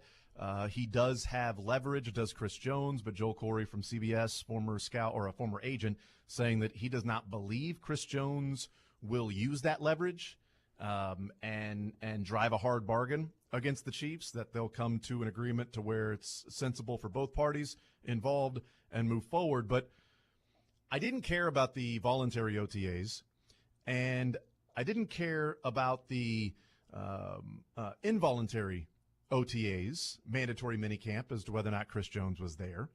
We talked about it at the time. It becomes a story to me when training camp hits and if he's there or not there with the veterans reporting. That is tomorrow. If he shows up tomorrow with everybody else, to me, that is it's a great sign. Everybody moves forward. They're working something out with Chris Jones. They've either figured it out, they've got it done, or the parameters are there, and everybody's on the same page of where the destination and the finish line is going to be with that contract. The no-show is the story. That would be an ominous sign, which outside of, sick, or I had travel issues, or I got caught up, or my plane got canceled, or I was walking through the Phoenix airport and didn't get a ride and did not catch my connecting flight. It's an ominous sign if he's not there tomorrow, because to me that would mean that they aren't close. Not as close as we think, I should say. And Jones feels like there's some sort of a statement that needs to be made to not show up, to show his value to whether it's the team, the media, the public, Brett Veach specifically, or just getting advice from his agents, whatever that might be. Tomorrow's more of the story of Chris Jones. Showing, hey, great sign. No show, they're not as close as we think. Yeah, because showing up feels like at the very least they're still working and maybe collaborating in good faith to kind of load up some buzzwords. But if he's not there, it feels like a public statement that, hey, we're not close. I don't know if we're going to get close anytime soon. And also, it's then a question of, okay, wait, so when would he show up? Like, does he gain anything by making that statement, by not being there day one and then being there for the rest of camp, regardless of where his contract's at? I don't know. I don't know what that does other than make you, more publicly unhappy. But there are a lot of ways he could do that and still be at camp, which seems to me like where things have been trending towards going, which is that, hey, it's close. We're hammering out the details, but he also hasn't been a hold out of camp guy. This situation is unique because this isn't him being franchise tagged and not having signed that yet. And obviously, the deadline for that all just passed. We're talking about running backs now, but this has all of the makings of a deal that both sides have a very reasonably narrowed window for what it could cost. The numbers will point you there. We can go through those later if you want. But they've got a relatively narrow window of reasonable outcomes. They both seem very motivated to stick together.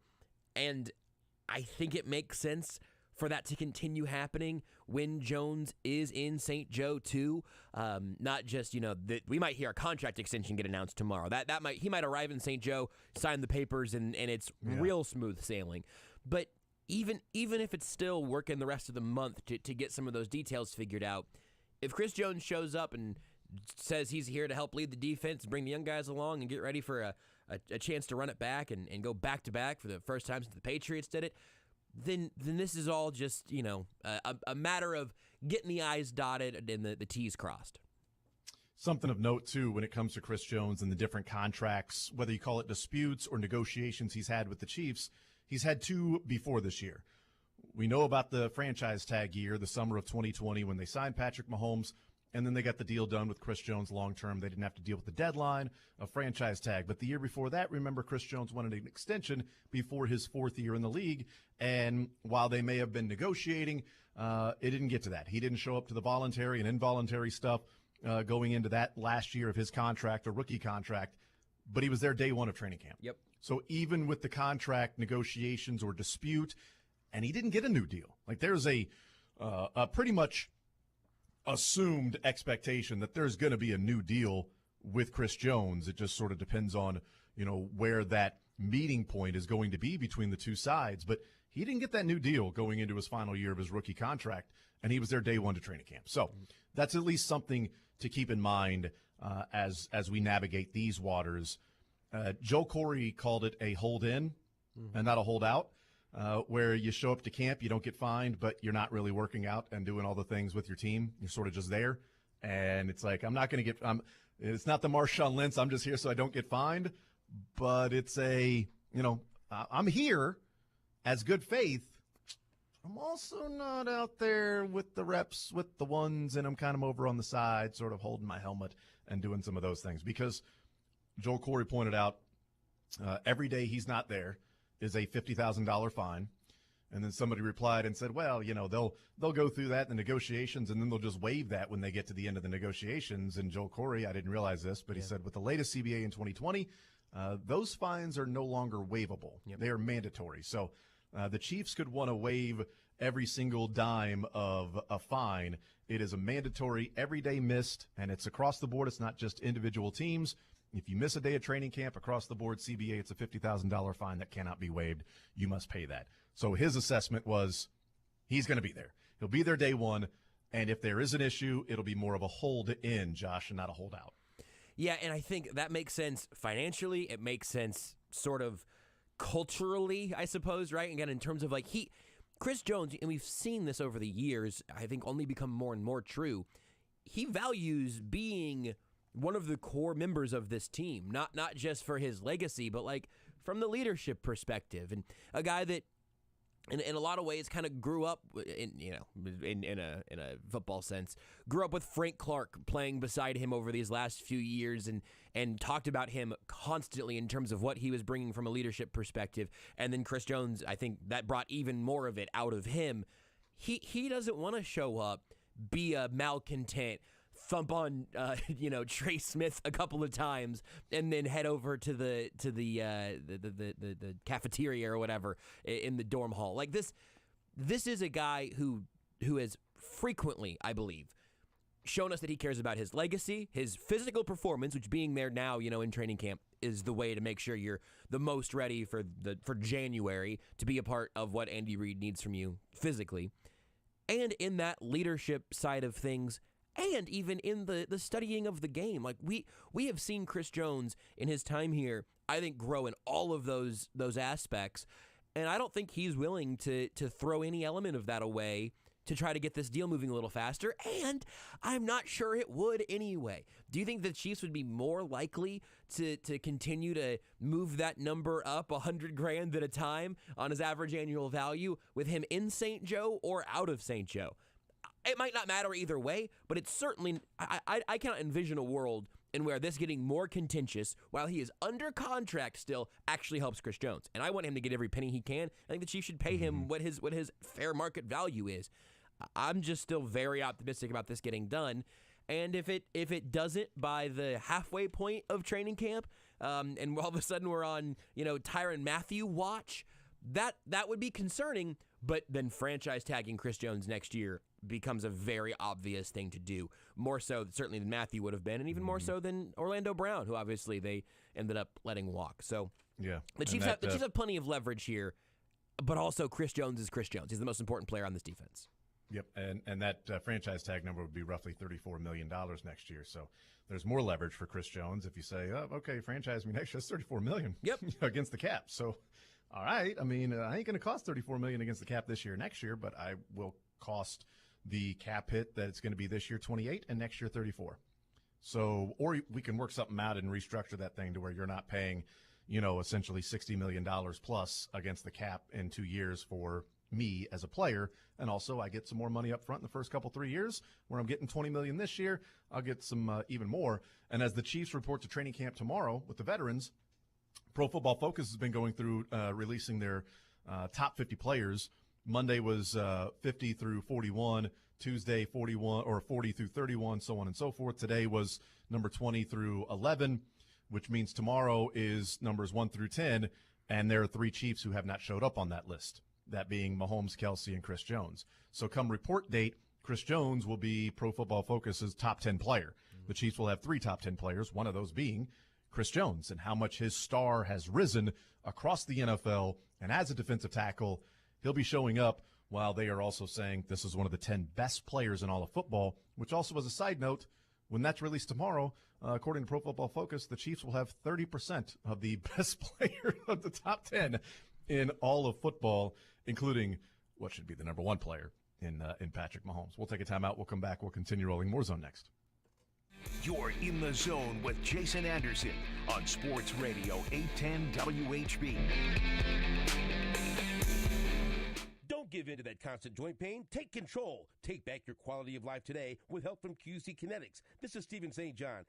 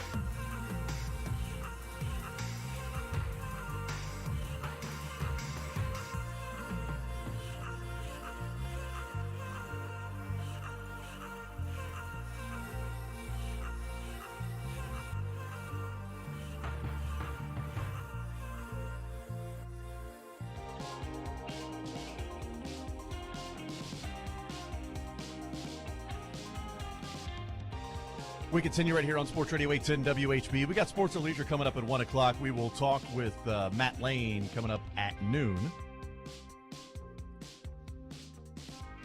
We're talking about Chris Jones and the veterans reporting to camp tomorrow and what he does for the defense overall. Josh, did you see the Pro Football Focus story? It was yesterday that came out. It was the NFL's top 10 edge defenders in pressures on true pass sets. Okay?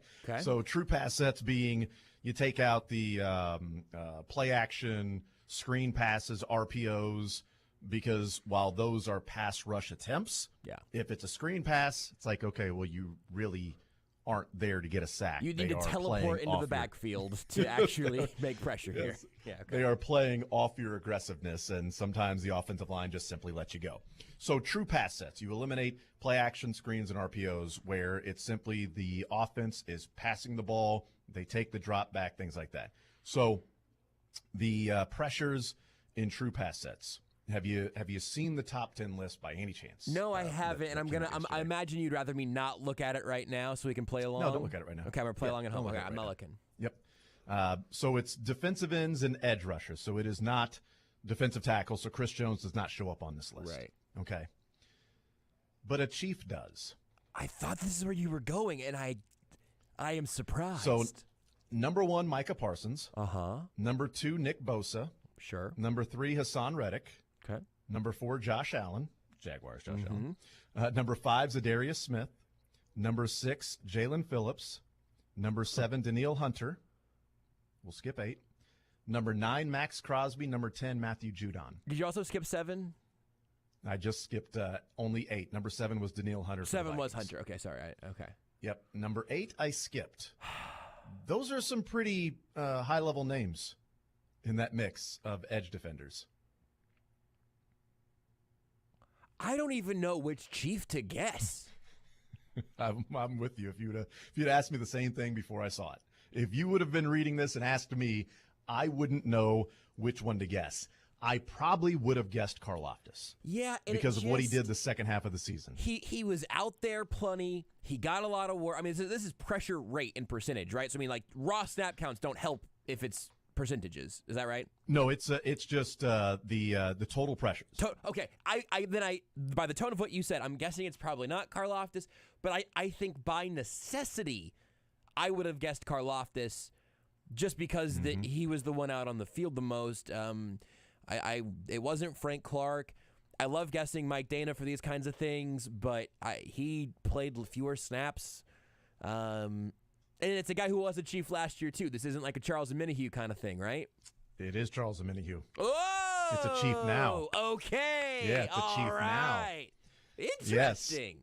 Number 8 ahead of Max Crosby and Matthew Judon in true pass sets. They write here, Omenihu had a strong year in San Francisco, which led him to sign with the reigning Super Bowl champs this offseason. On true pass sets, Omenihu totaled 35 quarterback hurries, tied for third with Hassan Reddick and Josh Allen. He posted a career-high 62 total pressures in 2022, including 7 sacks. After being traded mid-season in 2021 from Houston to San Francisco, Omenihu continued to have a solid impact. He displayed an 82.3 pass rush grade in 2021, put up a 76 pass rush grade last season. To this point, Omenihu has been more of a rotational pass rusher in Kansas City. He will have a relatively clear path to start on the edge.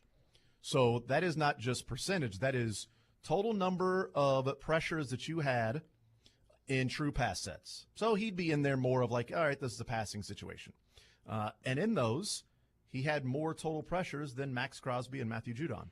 And he had only a couple fewer than Daniil Hunter and Jalen Phillips and Zadarius Smith. Now you get into elite level when you've got Micah Parsons with 72, and Omenihu has 49. So I mean, Micah Parsons typically like, hey, here's the best. All right, it's Micah Parsons, but him showing up on that list was pretty surprising.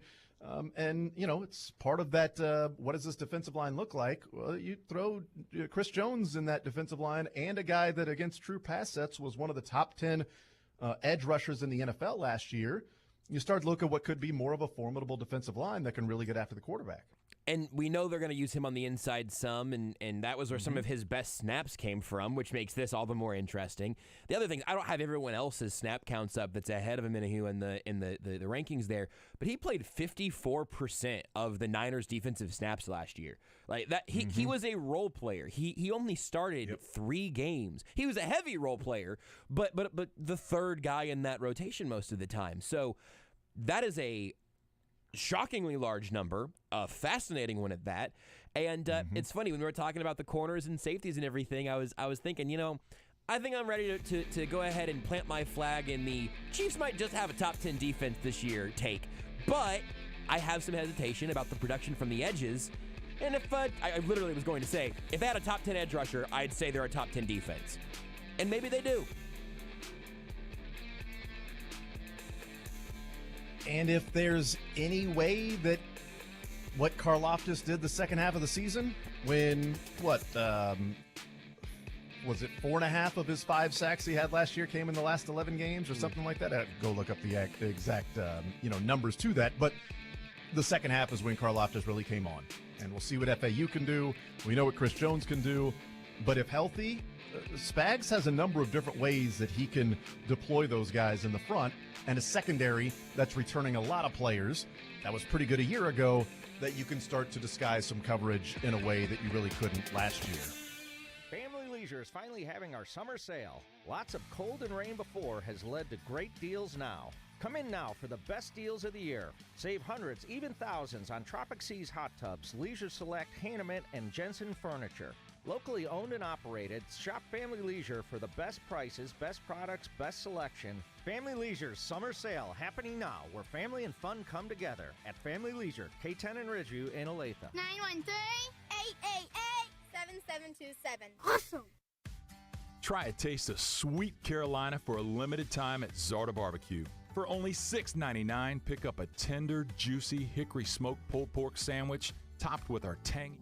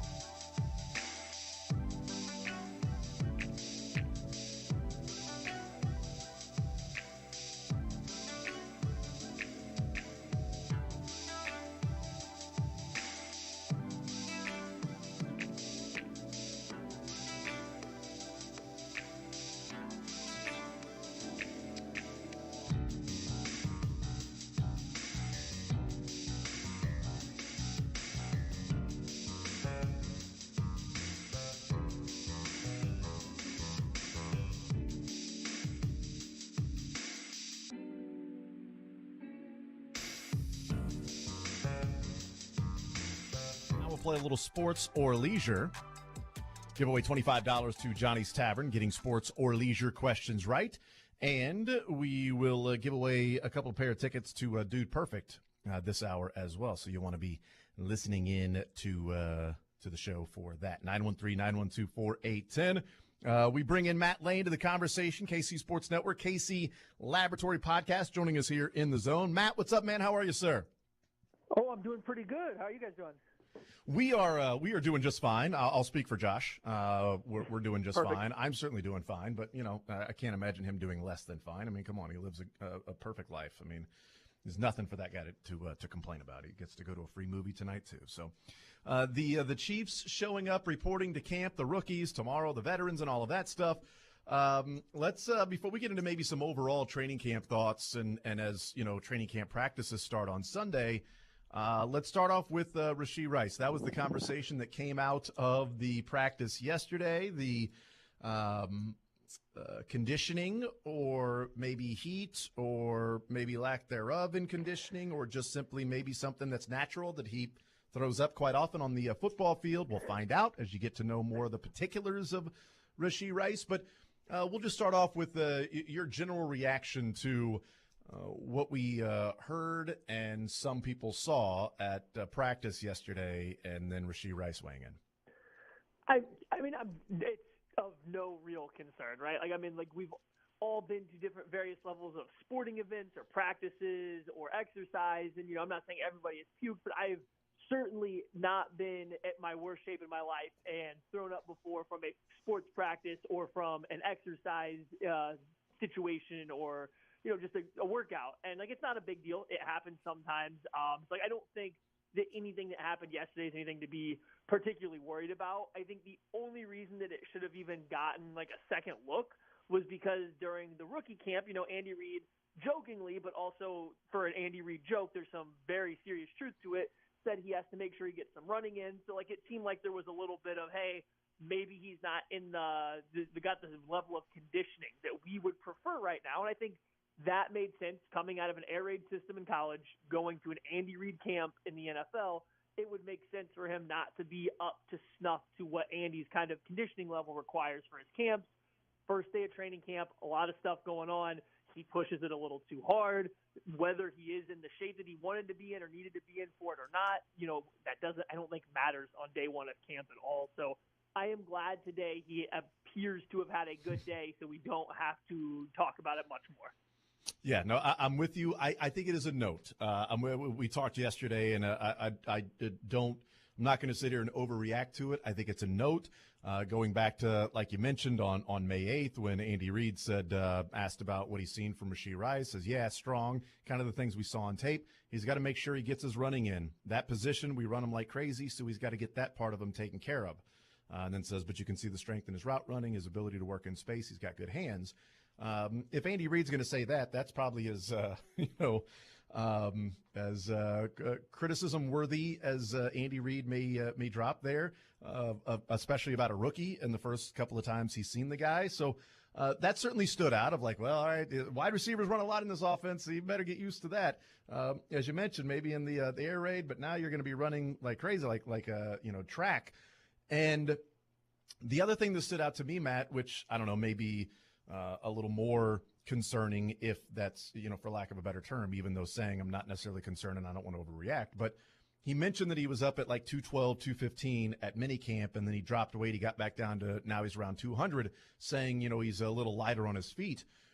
That would be more of oh, okay, cool. He dropped some weight. Maybe that's because of the coaches wanting him to do that. If he played at 212 to 215, but he played at 202, 203, and he weighed in at the combine at 204, and then he's saying he was at 212 to 215 at minicamp, and then shows up to training camp at 200. It's a little concerning in terms of did he really not take the conditioning in the offseason seriously? As in he just put on 12 to 15 pounds that he could just drop like that? Because if you put on 12 to 15 pounds and then you drop it like that, I doubt it's muscle. And that's when Andy Reid was like, I probably need to work on some conditioning, some things like that. That might be more concerning. Or the flip side could be he got a real quick welcome to the NFL moment as now you're a professional, so get your bleep together. Yeah, so he's a college student. He gets done with the college football season. He actually went down to the Senior Bowl, so he continued to practice and play into that. Then I assume after that, he's got his agent and everything, and he's probably going straight into combine testing. Once he gets to the combine testing, and I don't remember if he did a pro day workout or not, but presumably the pro day, then he's got a little bit of time before the draft comes and before you get to that rookie camp, before you get to mini camp. And yeah, like maybe during that, 1 to 2 month stretch, he let go, not, I don't want to say let go, but wasn't as serious about training because there wasn't something as specific coming up for this guy that's just out of college. Maybe he did put on 10 pounds during that time and then goes into, that mini camp. And Andy's like, hey, we're going to need you to run a little bit more than you're used to. Maybe we want you to lose a couple pounds here before you come to training camp. Sounds like he did.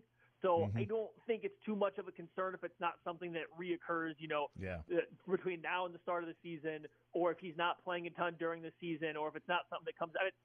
We've all been to training camp. We've all seen Travis Kelce come to training camp looking like a guy that maybe didn't exercise, his hardest during some of those off seasons where he spends time doing things that he enjoys. And then by the time the regular season starts, he is back 100% to game shape. I'm not saying that a rookie should be following that same plan, but that's kind of what training camp is for. That's kind of what all this stuff is for. So as long as it doesn't stop him from getting the work he needs in, and it's not something that's recurring when it matters, I think it's just kind of something to make a mental note of just in case it comes back again, but nothing to worry about. Yeah, that's it's a note. Write it over here, and if it comes back again, then we'll say, well, we heard this was going on at that time, and if it doesn't, you go, well, he figured out pretty quickly about what life is like in an Andy Reid training camp, and it's been pretty much across the board that everybody is anybody that's been asked about an Andy Reid training camp, it's like, yeah, it's Mike Edwards had the smile, and it's like, is this real? The Reid camp, we've heard about him. Is this as tough as it seems, or at least the reputation? And he's like, yeah, it's real for sure. It's going to ramp up even more, but, and smiling like, yeah, it's legit. Matt Lane is our guest, KC Sports Network, KC Laboratory Podcast. Report day for the veterans tomorrow. And Chris Jones, all eyes will be on if he reports tomorrow. They have conditioning tests on Saturday and then the first overall team practice on Sunday. Where's your comfort level, confidence level maybe on tomorrow when the veterans show up that Chris Jones will be among the group? Man, I don't know. I don't foresee much of a reason for him to sit here and hold out at this point in time. Like, he's still under contract this year. He's making a good amount of money. It sounds like both sides are trending towards working together to get a deal done. So I don't know how much he gains necessarily by sitting out of training camp once it gets to this point, but also if he does miss time, like, is it going to have any negative impact? I don't necessarily think so. He's been in this defense for a while now. He understands the system. He's not even like this is Joe Colin's first year. Obviously, with only his being his second year here, you would like Chris Jones to be there with some of the younger guys and getting everything going. But if he's not, do I think it's that big of a neat deal? I don't necessarily think so.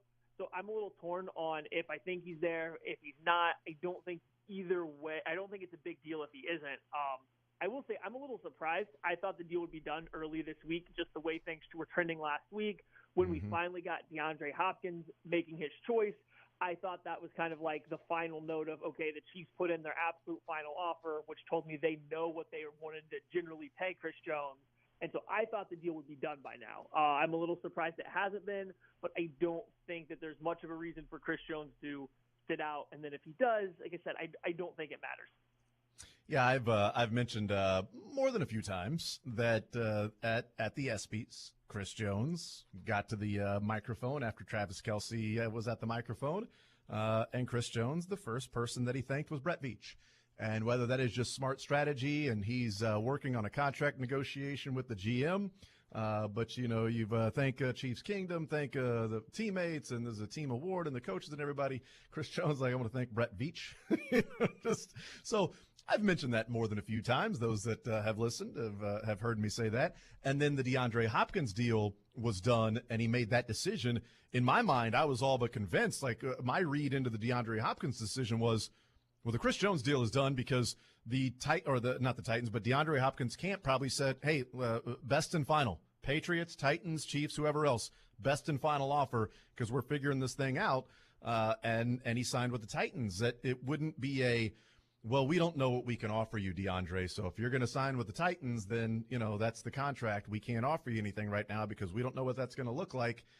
I don't think DeAndre Hopkins would wait this long. They don't even report to camp till the 25th. So it's not like there's some, emergency that, or sense of urgency that he's got to get to camp. So he'd better figure out who he's going to be with. Patriots report to camp on the 25th as well. So, he's got a little bit of time. He's familiar with both offenses. It's just interesting the timing of that. If, in fact, the Chiefs aren't necessarily close to getting things done with Chris Jones, I would have to imagine, Matt, that, even at the worst, some of the parameters are at least in place of an idea of what the salary cap structure will look like for Chris Jones, so they could have made an offer to DeAndre Hopkins. Yeah, and I'm generally in the same boat there, and that's kind of my line of thinking for it was just that, all the potential dominoes have kind of fallen in place at this point in time, and then it logically made sense that the one big free agent piece that would still be would be waiting on Chris Jones' decision went ahead and made his decision. And the fact that it came when it did after, multiple different press leaks and stuff like that, talking about how he's got certain offers from Hopkins, and I got offers from these teams. I would like, maybe to see a contending team match them. And a little bit later, he accepts the deal. And the assumption was for me that Chris Jones' deal was all but set in there, all but locked in, and that it would be announced right after Hopkins did. The fact that we haven't got it yet doesn't cause me any concern. It does surprise me a little bit. But back to the point, there isn't a rush at this point in time, right? The season's going to start. If Chris Jones has openly said, told them, whether it's Andy, whether it's Brett Veach, whomever he's talking to, hey, I'm going to come to camp either way. We'll let's keep working on this. Then there really isn't that big of an incentive, I don't think, to make sure it is done right now. It can go a couple weeks into the season or in the training camp whenever they want. So I don't think Chiefs fans should be worried about anything that's happening at this point in time. I just think that it's a little surprising to me that deal has not been done as of yet. Yeah, I mean, I wouldn't be surprised if in the next couple of hours we see breaking news: Chiefs and Chris Jones have agreed to a contract extension. So before they even report to camp tomorrow, before it's is Chris Jones going to be here or not? If they're that close, then it might be just let's just take care of business, get it done before, reporting and everything takes place. So I wouldn't be surprised if, we get off the air with all right, thanks, Matt, and hang up. And then it's oh, hey, breaking news. Chiefs and Chris Jones have agreed to a contract extension. They do also like their Friday news dumps, so That's maybe true. It will come tomorrow. But would this be a news dump, though? Would this be a news dump, Right. or would this be hey, we're taking care of Chris Jones? I mean, we're doing this. People are reporting tomorrow. We're all good and ready to go to defend the Super Bowl crown. Yeah, that's the trick. Traditionally, the Chiefs do like to squeeze stuff in on Fridays, kind of right before the end of the league day or whatever you want to call it there on Fridays. But with veterans reporting tomorrow, Pat's probably going to take the podium. I assume they're doing pressers and stuff tomorrow. I guess he would have already talked. So I don't know who they'll have, but they might have. Chris Jones will be hopefully in town if they want to announce the deal today or tomorrow, right? And then have Chris Jones take the podium right thereafter. That would make a lot of sense too. So you could very well see it today, so that news is fresh in there for him to come out. There's a couple logical lines I can follow here for why it has not been done yet, and it might be coming in the next 24 to 28 hours from now. But if it doesn't, not concerned as of right now. I don't think that you could really get me overly concerned if we don't get unless you get multiple weeks into the season and there's no more talk about it. Okay, now hold on. Did the talks fall out, and are we going to deal with a full-on free agency situation next year? But I think we got a couple months before we would have to think about that.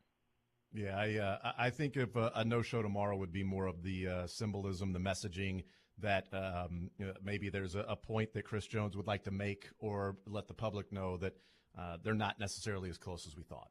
If it's a holdout, I don't expect there to be a holdout. People around the NFL don't expect there to be a holdout.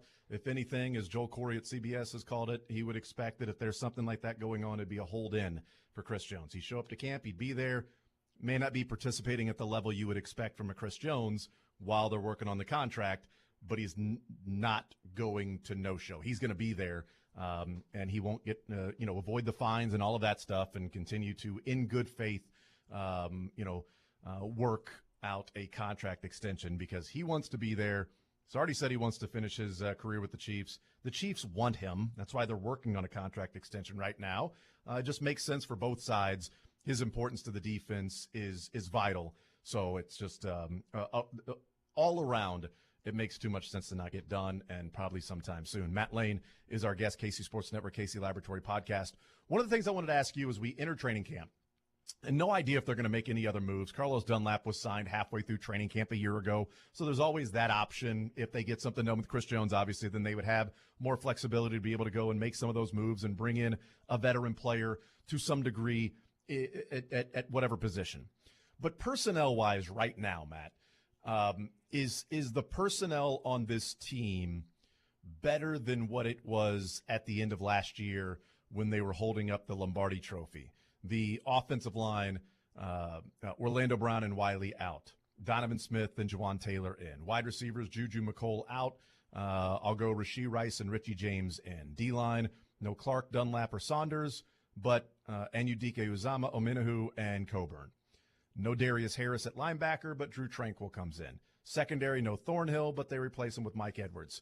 If we look at those moves, and really not even counting the fact that, guys are expected to get better from year one to year two, is the personnel and the roster for the Chiefs better right now than it was when they were beating the Eagles? I think the floor of the team, so you got your whole talent pool, and if you want to say that guys play just at the complete a mean level, whatever the average of that player is, I'd say it's probably the floor of everybody. It's probably maybe a half step back. I do think that losing a Juju Smith-Schuster from the wide receiver room does have a pretty big impact unless somebody improves and steps into that role. But right now, they don't have anybody that's ever played wide receiver at his level that's ready to step on the field, right? So they don't have that guy yet. So that's a small step back. I think Orlando Brown Jr. and Andrew Wiley, they had their faults, but they clearly showed that they were a good enough offensive tackle pairing to support, the best offense in the NFL. We think Jawan Taylor and then a Donovan Smith or a Wanye Morris, whoever it ends up being, can do that because we like the talent of Jawan Taylor. We like the upside of some of these other guys, but we don't know for a fact. The last time we saw Donovan Smith play last year, I know it was, with an injury, but it wasn't great. And Wanye Morris is a rookie. So, you don't know if you're going to be able to get the same level of offensive tackle play or not. Same thing with some of the spots on defense. Like some areas, like Ominahu is an improvement. Other areas, like losing a Colin Saunders or a Juan Thornhill, might not be an area that they replace as well as what they lost there. So I think the floor is probably half a step back. I would say, though, at almost all of these positions where they've either lost a player and brought a new guy in or whatever it may be, I do think the ceiling's a little bit higher because they have a lot of young guys with a lot of potential that are ready to fill those spots. We just haven't seen them do it yet. So week one, maybe the team isn't quite as good as the team that beat the Philadelphia Eagles for the Super Bowl, but you ask me that again in week 14, 15 in the NFL season, then we might be having a completely different story as these guys, have gone to prove what they can do. They've developed as the years went on, and everybody's kind of started to get that cohesion and synergy with playing with one another. Yeah, maybe even throw in like Juan Thornhill and Deion Bush with Mike Edwards and Brian Cook. But Cook was on the team last year. And that's one of the things like Mike Edwards was talking about earlier today. He showed up with the rookies. He said he had a little bit of an injury from OTAs and a hamstring. He's 100% now, but wanted to show up here, get a couple of extra practices in, get more and more used to the defensive playbook and things like that. Shamari Connor, a rookie, Nick Jones, a rookie, that this time a year ago, the guys who were fresh in Spagnuolo's defense were expected to play. It wasn't that they were just trying to get used to the defense and the playbook. They were going to be starting in week number one when they got out there. That's not the case with Mike Edwards and Shamari Connor and Nick Jones, assuming, health and all of those things. Edwards can be a rotational player, but he's not a Justin Reed and Brian Cook, where Justin Reed was going to play and McDuffie was going to play and Watson and Williams to some degree was going to play and Cook was going to play. How much more advanced do you think or expect Spagnuolo's defense, play calling, scheme, whatever it might be, early on in the season compared to maybe what it was last year? How much more advanced can it be with so many guys returning, especially in the secondary, when he wants to have guys all around the place and disguising coverage and moving in different spots? Yeah, I think that Steve Spagnuolo last year, there was still plenty of the old, Steve Spagnuolo, we're going to blitz whenever, however we want. We're going to throw in all these crazy post-snap rotations on the back end, and we're going to do a lot of different stuff. However, if you kind of look at it play-by-play over the whole season, it was a lot more tame. It was a lot more dialed down than it had been the previous couple years when you had a more stable unit of not even just like overall player guys that were there year in and year out, but also more veterans and stuff like that. Last year with all the new faces, especially all the rookies and guys without a ton of experience, he really did dial it back quite a bit. The Chiefs played a lot more static zone than, they had under Steve Spagnuolo. The entire NFL did last year. So maybe it's a league-wide trend and not just a Chiefs trend with Spagnuolo and these young guys, but it was still there. And so I do think some of that'll change. I don't think the Chiefs from week 1 to 10, especially with cycling through Fenton and then McDuffie being injured and coming back, they were relatively generic and they were relatively bland with their coverage shells. Yeah, they tried to disguise it, but it played out pretty bland, and that's not a Steve Spagnuolo normal thing to do. So I would be surprised if we go that long of a stretch again this year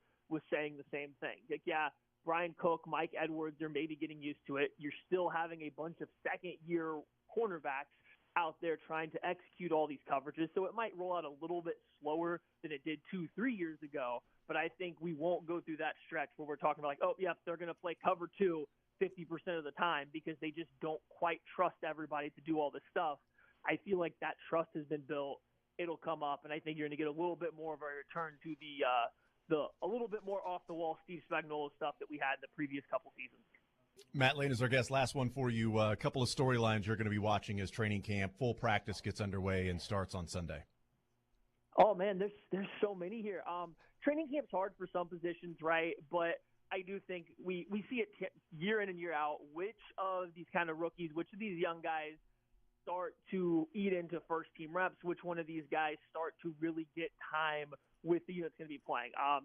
Creed Humphrey kind of earned that starting center job relatively quickly when he came around. Guys like, guys that are ready for it, take it quick. Trey Smith got there pretty quick, even though he didn't start as a starter. These guys that are good enough earn those reps. Trent McDuffie got those reps early. These guys that are really good do that. So is a Rashee Rice going to be there? Is a Felix going to be there? Like, who are the rookies that are earning those early reps quickly in training camp? And if they're not, there's no reason to panic, right? There's no reason to freak out if any of these rookies aren't stepping in right away. The team is very good. They just won a Super Bowl. I don't think this team, like last year, they needed these rookie defensive backs to step up. I don't think there's a single rookie this year that has to be a starter for them to be good. They're all guys that would be helpful, but they don't need one. But I'm still curious which guys are going to kind of step up from this rookie group and like how quickly it happens in training camp. Yeah, we'll see what ends up happening. That's a good one. The players, the rookies that move in and earn some early reps in those training camps. We'll see. Matt Lane, KC Sports Network, KC Laboratory Podcast, kcsn.substack.com. Matt, you're the man. Appreciate it as always. We'll be following and checking out the coverage and all of that stuff at KC Sports Network. Thank you for the time, man. Appreciate it. Awesome. Thank you for having me on. Enjoy the rest of your day. Absolutely. You too. There's Matt Lane. Great stuff. Matt Lane also, you can go to KC Sports Network right now, kcsn.substack.com, and you can see Matt Lane's got a series of an early preview of some of the 2024 draft prospects in positions that the Chiefs might be looking at in the draft. Never too early to look ahead to that, especially for a guy like Matt Lane. So there's some offensive linemen, there's some wide receivers, and some other things that he's already starting to look at and pay attention to. If you're into that thing and want to get an idea as we head into college football, some names that might be out there, Matt Lane is keeping track of some of those guys. We'll take a timeout. We'll come back. We'll continue rolling. We got Sports or Leisure coming up at 1 o'clock, and we'll be giving away $25 to Johnny's Tavern. We're also going to give away a couple of pair of tickets to Dude Perfect. We may do that on the other side of the break. And I want to ask Josh, when we come back, if he's more of an Ellie De La Cruz home run ball or a Christian Encarnacion Strand home run ball. Doesn't make sense right now, but I'll explain next. Want to see more of The Zone? Watch the show live on the Sports Radio 810 WHB Facebook, Twitter, YouTube, and Twitch.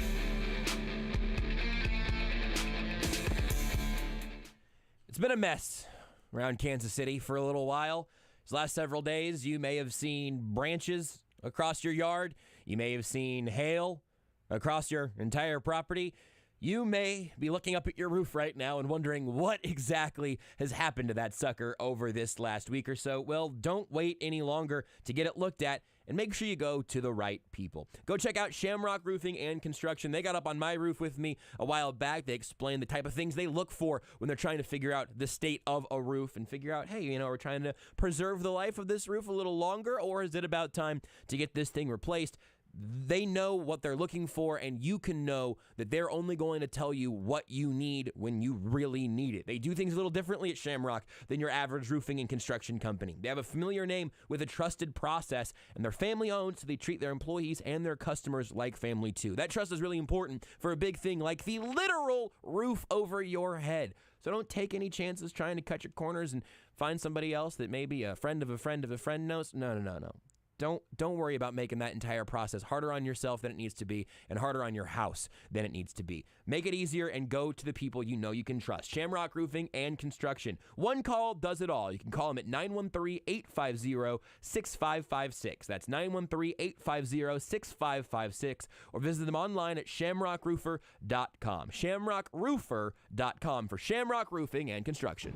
Westwood One Sports presents this special report on the 151st British Open. Wherever your golf journey is headed, a PGA professional will help get you there. Find your PGA coach at pga.com/coach.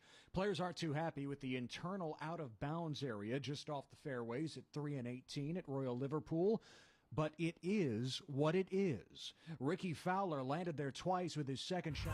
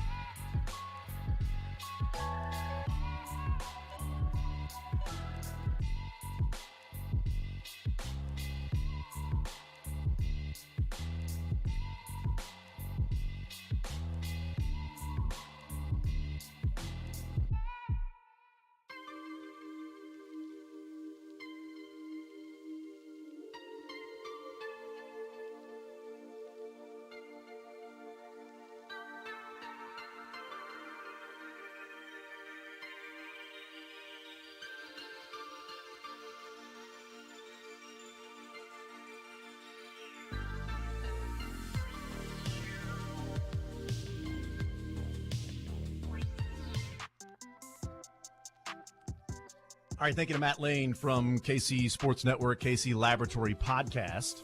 We continue right here on Sports Radio 810 WHB. We'll play some sports or leisure coming up at 1 o'clock, and we'll be giving away $25 to Johnny's Tavern in a little sports or leisure. Josh, I asked if you were more of an Ellie De La Cruz home run ball or a Christian Encarnacio Strand home run ball. And I would expect you have no clue what I'm talking about, because I would have no clue what I'm talking about if I would have just asked that incredibly generic, non-specific question. Yeah, I would just, based off context clues, say that my options are either that I've had the cover knocked off of me or I'm wet. Okay, we'll go ahead and mark that for tomorrow. You heard me. No, that was neither of those. Not the ball specifically. Okay. I'll get into the story. Some thrown off. Am I auctioned off for millions of dollars, or no? So Ellie De La Cruz had his home run that went into almost out of the stadium and was caught by a group of younger fans.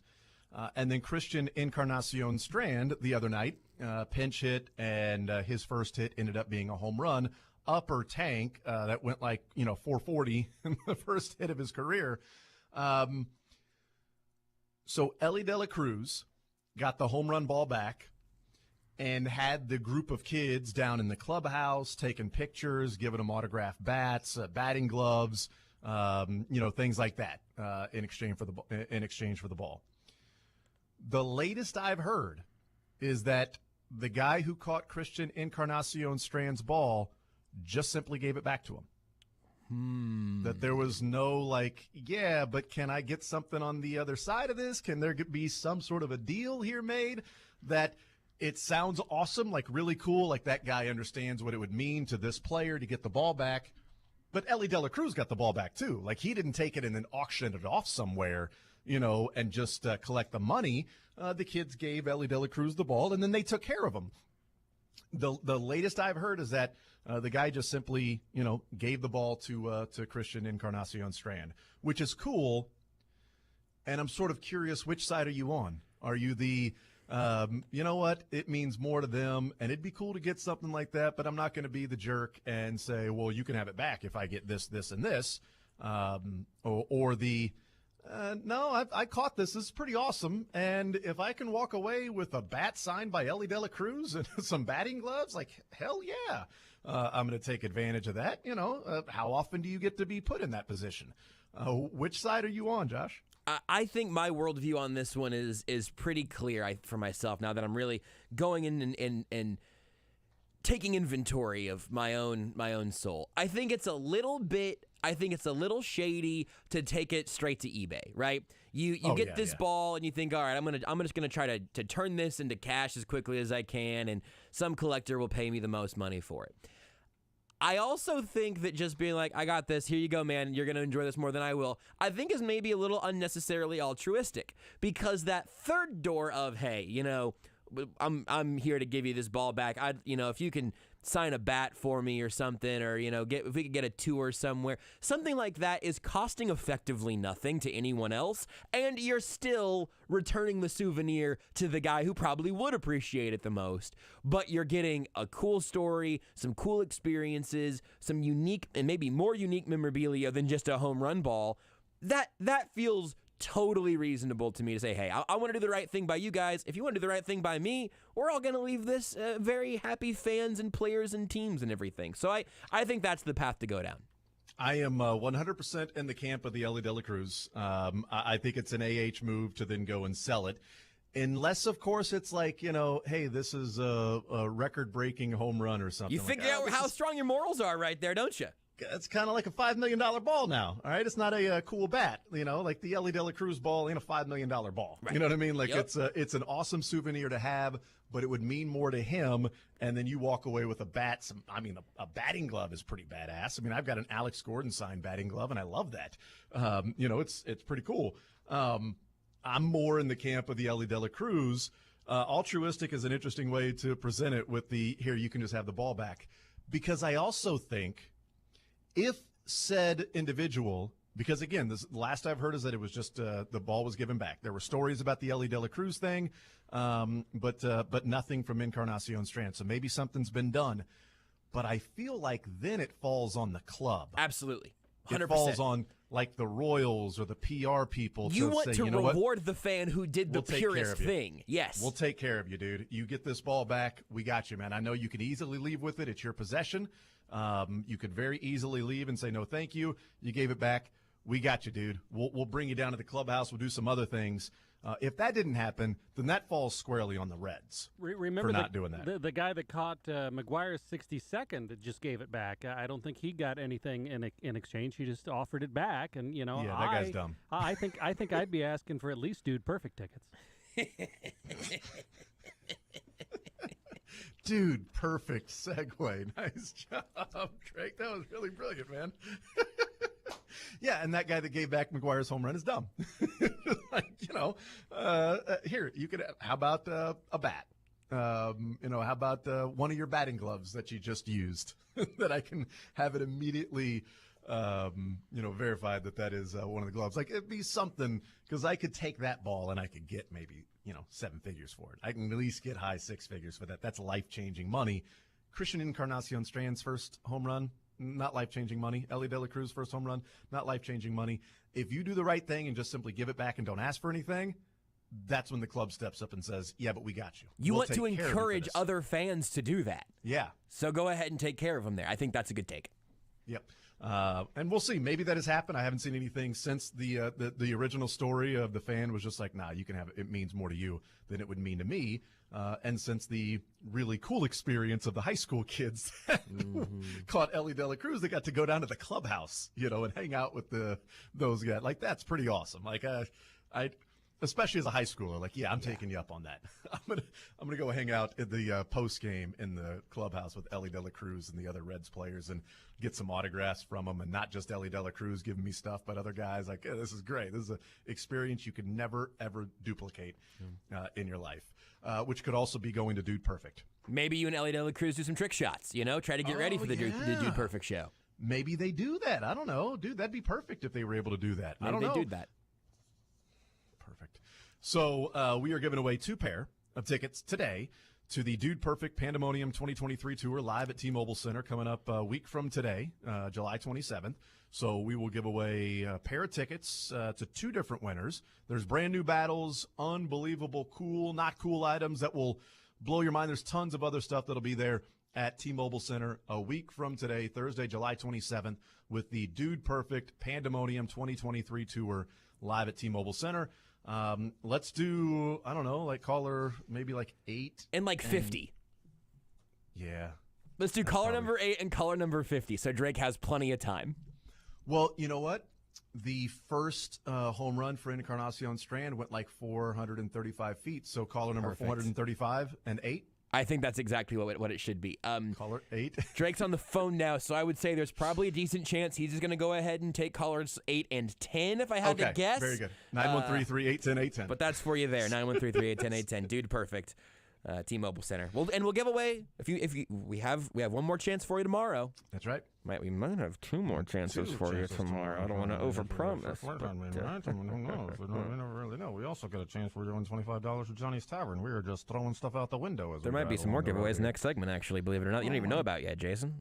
Wow, this is cool. I can't wait to find out. You know what? Let's go ahead and take a break right now so we can get to that next segment because I'm as excited as everybody else. More Zone next.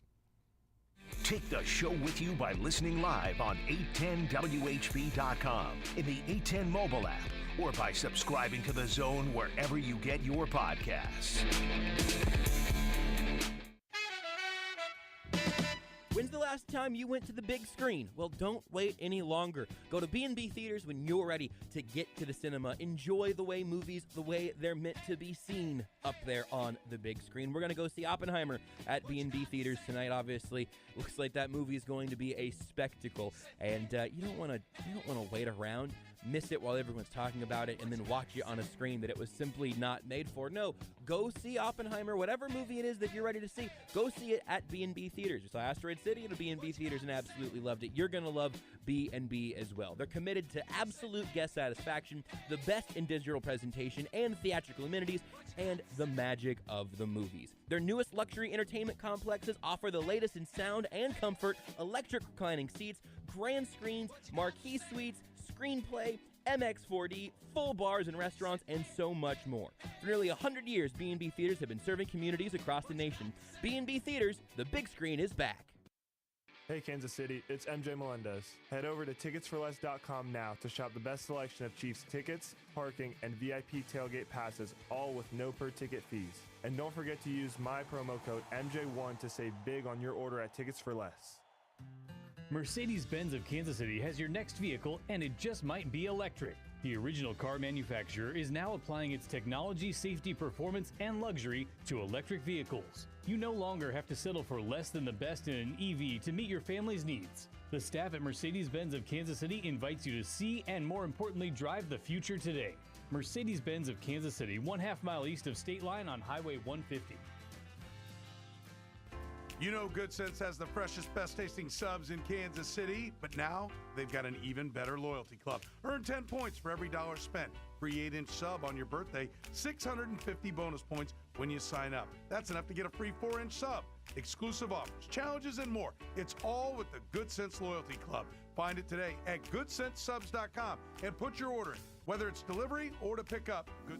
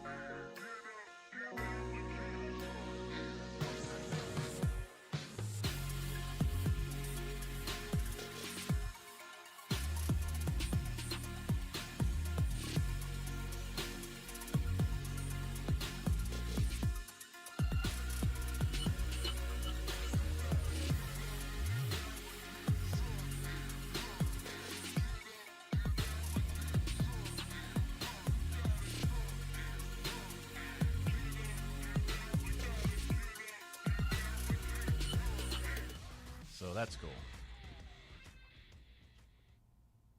Fun. 913-912-4810 is the text line to be a part of the show, part of the conversation.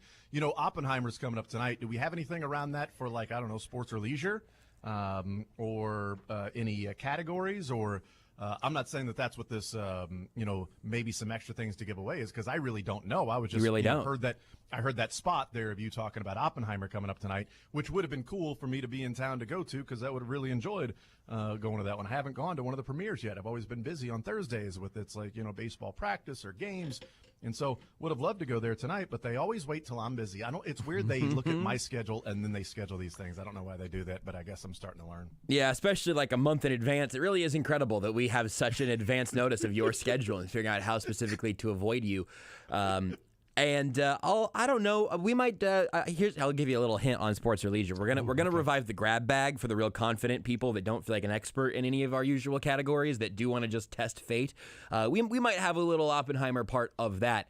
But I can do even better than trivia because, Jason, I mean, you didn't know, and this isn't a bit, folks. He didn't know. He's just this smart. We are going to give away some tickets to come see Oppenheimer with us tonight, with all of us at 8:10. I'll be there to do not a little. All of us. Not all. Well, all of us who people wanted to see there, who wanted to be there, who will build their Thursdays around being able to go see the premieres. We've gotten to go do several of those at B&B theaters, locally owned and operated. They're really tremendous. You've heard it during the breaks today as well. But right now, we're going to give away not one, not two, not three, but 4 pairs of tickets to come see Oppenheimer with us tonight at B&B Movie Theaters, Overland Park. That's at 8601 West 135th Street. Don't start calling yet. In fact, I'm closing the phones because I need you to make sure you're hearing me now, dear listeners. Before you begin calling in, we'll need to get just your name and phone number. You'll give that to Drake, but you got to get there tonight at 7 o'clock. Arrive at 7:15 even. We'll give you that. But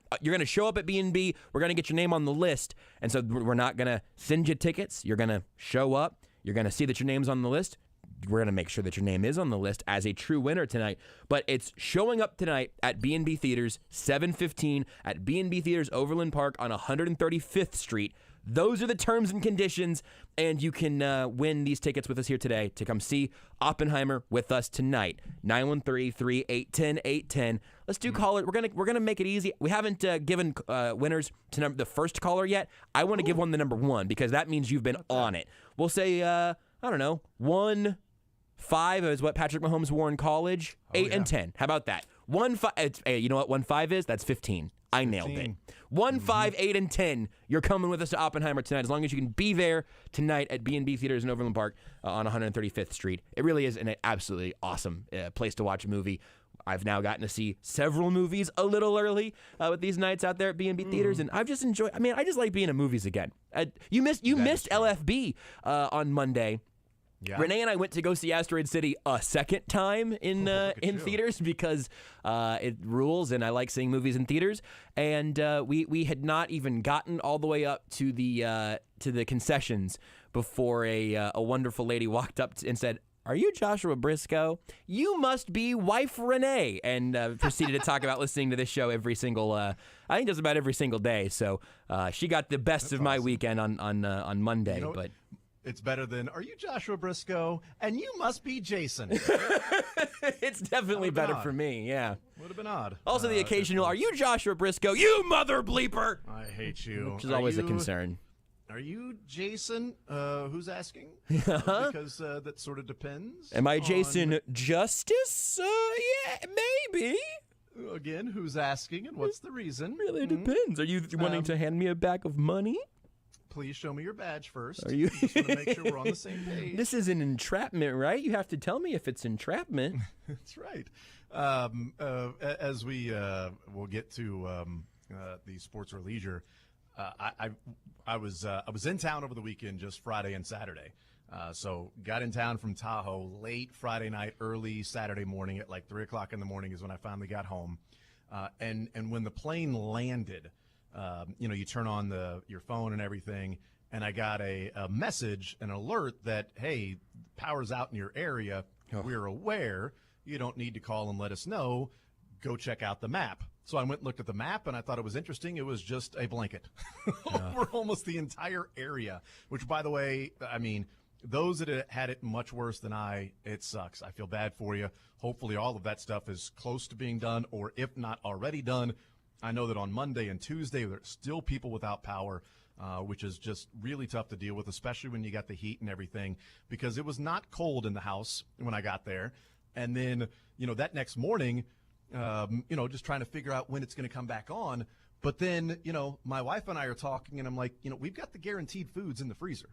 We got that stuff that is 6 months worth of food that is flash frozen that is in that freezer. And one of the cool things about that is that I give them a call. They walk me through everything I need to do, which is, first of all, don't open the freezer. Keep everything in there with the amount of food you still have, with how cold it is, with the fact that it's vacuum sealed. It can last to up to 24 hours. But we do have some people that are out that are picking up the food.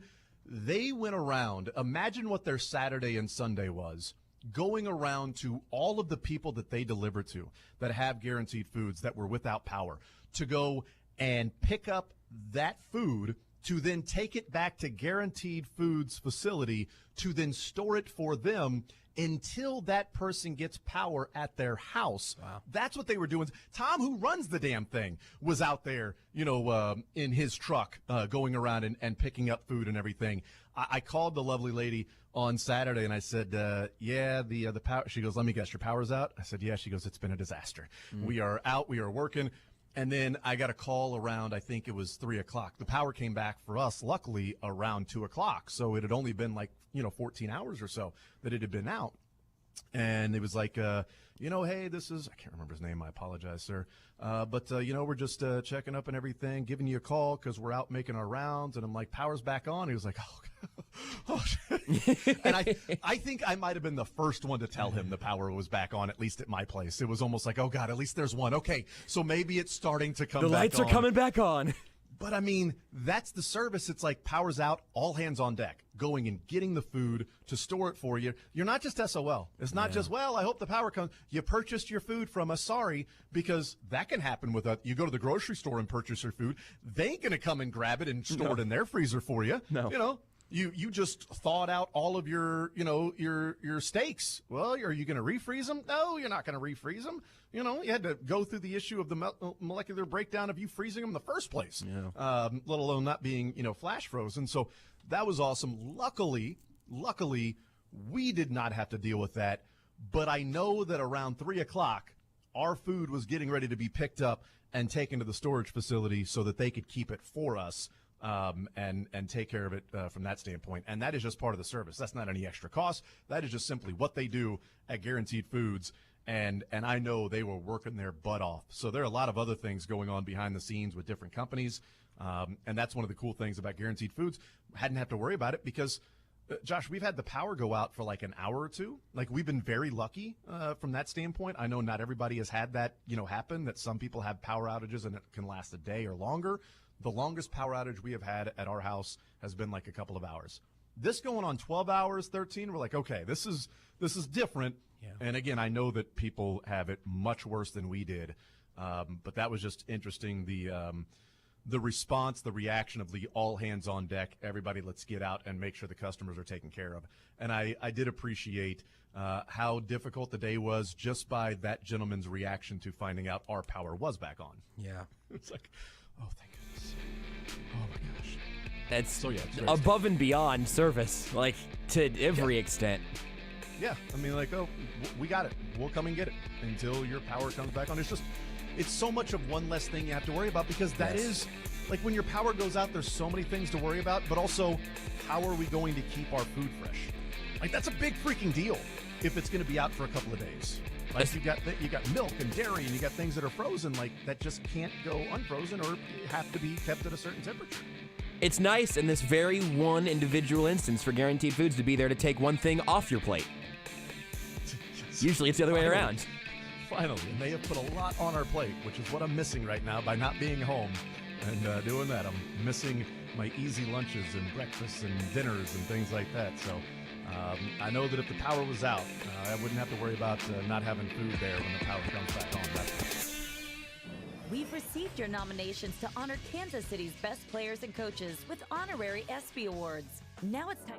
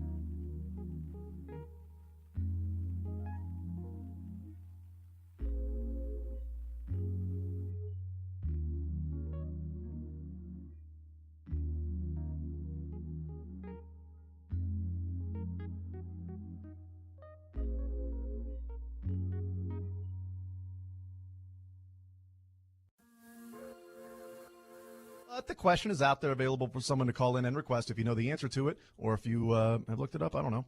We give away the answer when it has either been guessed correctly or we have just simply run out of time.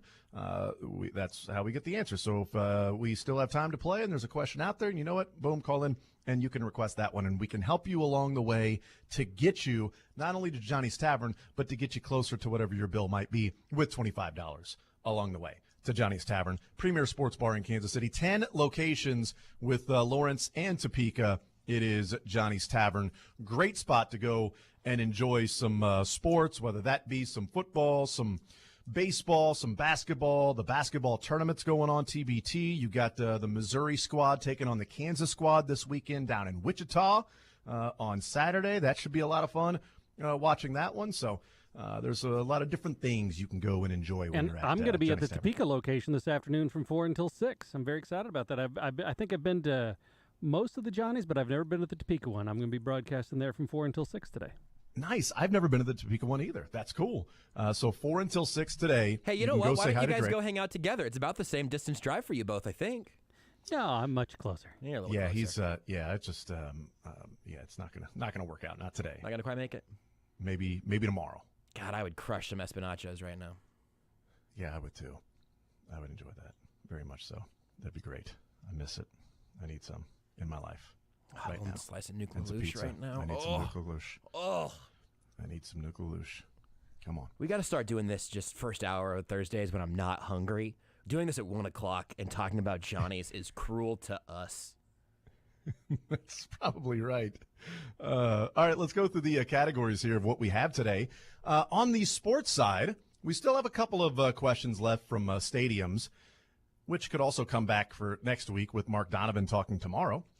And I know he is talking in terms of re-upping in the sponsorship with Mosaic and training camp for the Chiefs. But, there's some questions there with Mark Donovan about the stadium and Royals, etc. So we got a couple of questions remaining from stadiums. Let's go camping. These are things where the answer involves camp to some degree. So let's go camping. We also have one specific golf question because I just wrote it down for S's and G's, and Major League Baseball. So there you go. It's essentially a couple of stadium questions left. Let's go camping, Major League Baseball, and if you want the one golf one, you certainly can have that one too. What about on the leisure side, Josh? On the leisure side, we have the aforementioned I'm feeling lucky button of the grab bag. And no promises of what it's going to be. It's a grab bag. Then we have the dog days, trivia and facts about famous dogs or dog breeds. We have the Marvel Cinematic Universe. You can ask for that one, and I'll give you some real nerd nonsense. Yeah. I say that tongue-in-cheek a little bit, but some of this is even above my head. Someone who went to see Asteroid City twice. Exactly. I've seen Asteroid City twice, but I have not... I've not seen very many Marvel movies in this last recent chunk. I've got a little bit of a missing section of my MCU knowledge that I need to fill back up. You can help me do it in the Marvel question. Then we have What Could It IMDb, a game where I give you a synopsis of a movie on IMDb. You got to tell me what the movie is, and the commonly misspelled word spelling bee. I'm bringing them back. I'm bringing some tougher words here for you. We're gonna catch a couple of L's today, I think, in the spelling bee, which does require 2 L's to spell. Okay, how about that? How about that? I like it. All right, appreciate it. By the way, if you are around the interwebs at some time this afternoon, maybe not, especially if you're driving, don't do it right now, but the argument that Joey Votto and the yelling from Joey Votto at the home plate umpire that took place in the third inning of the Reds game, go check it out and see how a home plate umpire, in my opinion, should handle such things. He completely missed a call. It was a strike 2 on Votto. It was not only high, but it was almost away. Like, it was pretty far out of the strike zone. It went like at his shoulders. It was a breaking ball that never came back down to the strike zone. And Joey Votto just stood there sort of like, Next pitch, he grounded out because it was a 1-2 count at that point instead of 2-1. And he's jogging back to the dugout, and he just starts screaming at him, do your bleeping job, do your job. And the umpire didn't throw him out. Went and had a conversation with the manager, went back and got back behind home plate and continued to ump the game. You know why? Because he missed it. Yep. And he knew he missed it. And the guy was mad because that guy's livelihood is getting, hits. and he swings at a 1-2 pitch because you just called the previous one a strike that was at his shoulders. I don't know which one you're going to call a strike or a ball. Now I got to swing at a pitcher's pitch, and I have a weak ground out to second as opposed to being 2-1, and I know what the strike zone is. Like, that's a big difference. And the umpire's like, okay, yeah, air it out. Got it. Being Joey Votto helps, I think, as opposed to, like, a rookie doing that. But also, I wonder if there are any other umpires that would have let Joey Votto scream and yell and curse from about, 60 feet away on his way back to the dugout and have Joey Votto still in the game right now. It's a bizarre thing to watch because, you see a couple of the usual ejector words that are very liberally thrown around.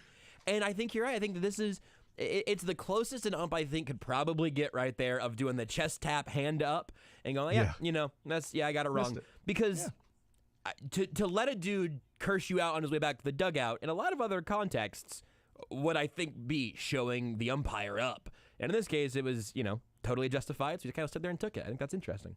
Yeah, thought it was odd when Joey Votto yelled, "You woke up the wrong mother bleeper." Felt like a little bit derivative at this point, Joey. Absolutely. Get your own thing. 913, stop stealing. 913-3810810 is the phone number, 913-3810810. I'm ready to play. Josh, you good to go? NFL Network's re-airing Chiefs Bengals Week 13, 2022, so I'm not doing great, but I'd be happy to play some sports or leisure. Yeah, don't need to watch that one. No, thank you to that one. Drake, you want to watch Chiefs Bengals with me, or you want to play sports or leisure? Yeah, let me think about that. I also thought it was interesting that in the locker room, walking off the field, you heard Patrick Mahomes scream very loudly a 4-letter word. Yeah. In the locker. Once he got in, walking back to the locker room, just head straight, no emotion, gets in the locker room, and then the subtitles of the closed caption of F. Darn! Mahomes. Fart! 4-letter word. See? That's what I would mean. All right, who is up first, Josh? We're going to open things up with Sean. Sean, sports or leisure? Let's do spelling bee. Ooh, all right. We're opening it up with the leisure side and with a commonly misspelled word. Your word is indict. INDICT. It's absolutely correct. No hesitation. Nice surgical. job. So over to the sports side with Jason. Yeah, Sean, someone who's been there, done that, so I get it. I get it, man. On the sports side, what category are you thinking, Sean? We got a couple stadium questions left. We got Let's Go Camping for the Chiefs heading to training camp. We got Major League Baseball.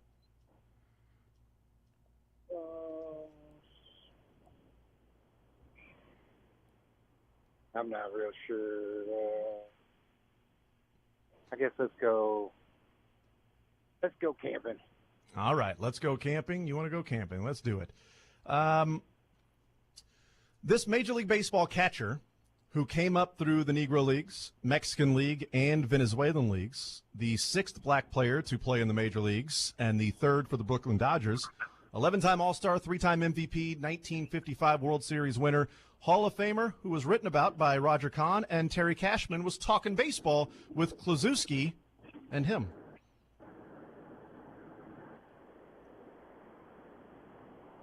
What was the question again?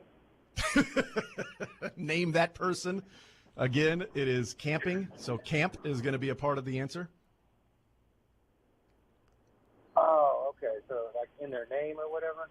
Yep, or in the answer in some way. But Major League Baseball catcher came up through the Negro Leagues, Mexican League, Venezuelan League, 6th black player in Major League Baseball, 3rd for the Brooklyn Dodgers, 11-time All-Star, 3-time MVP, 1955 World Series winner. Roger Kahn wrote about him along with the other boys of summer, and Terry Cashman was talking baseball. Klazuski.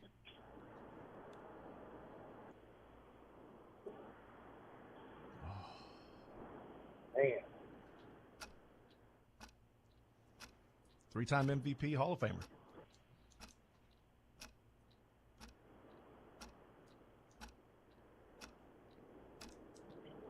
I have no idea. Like, I seriously have no idea.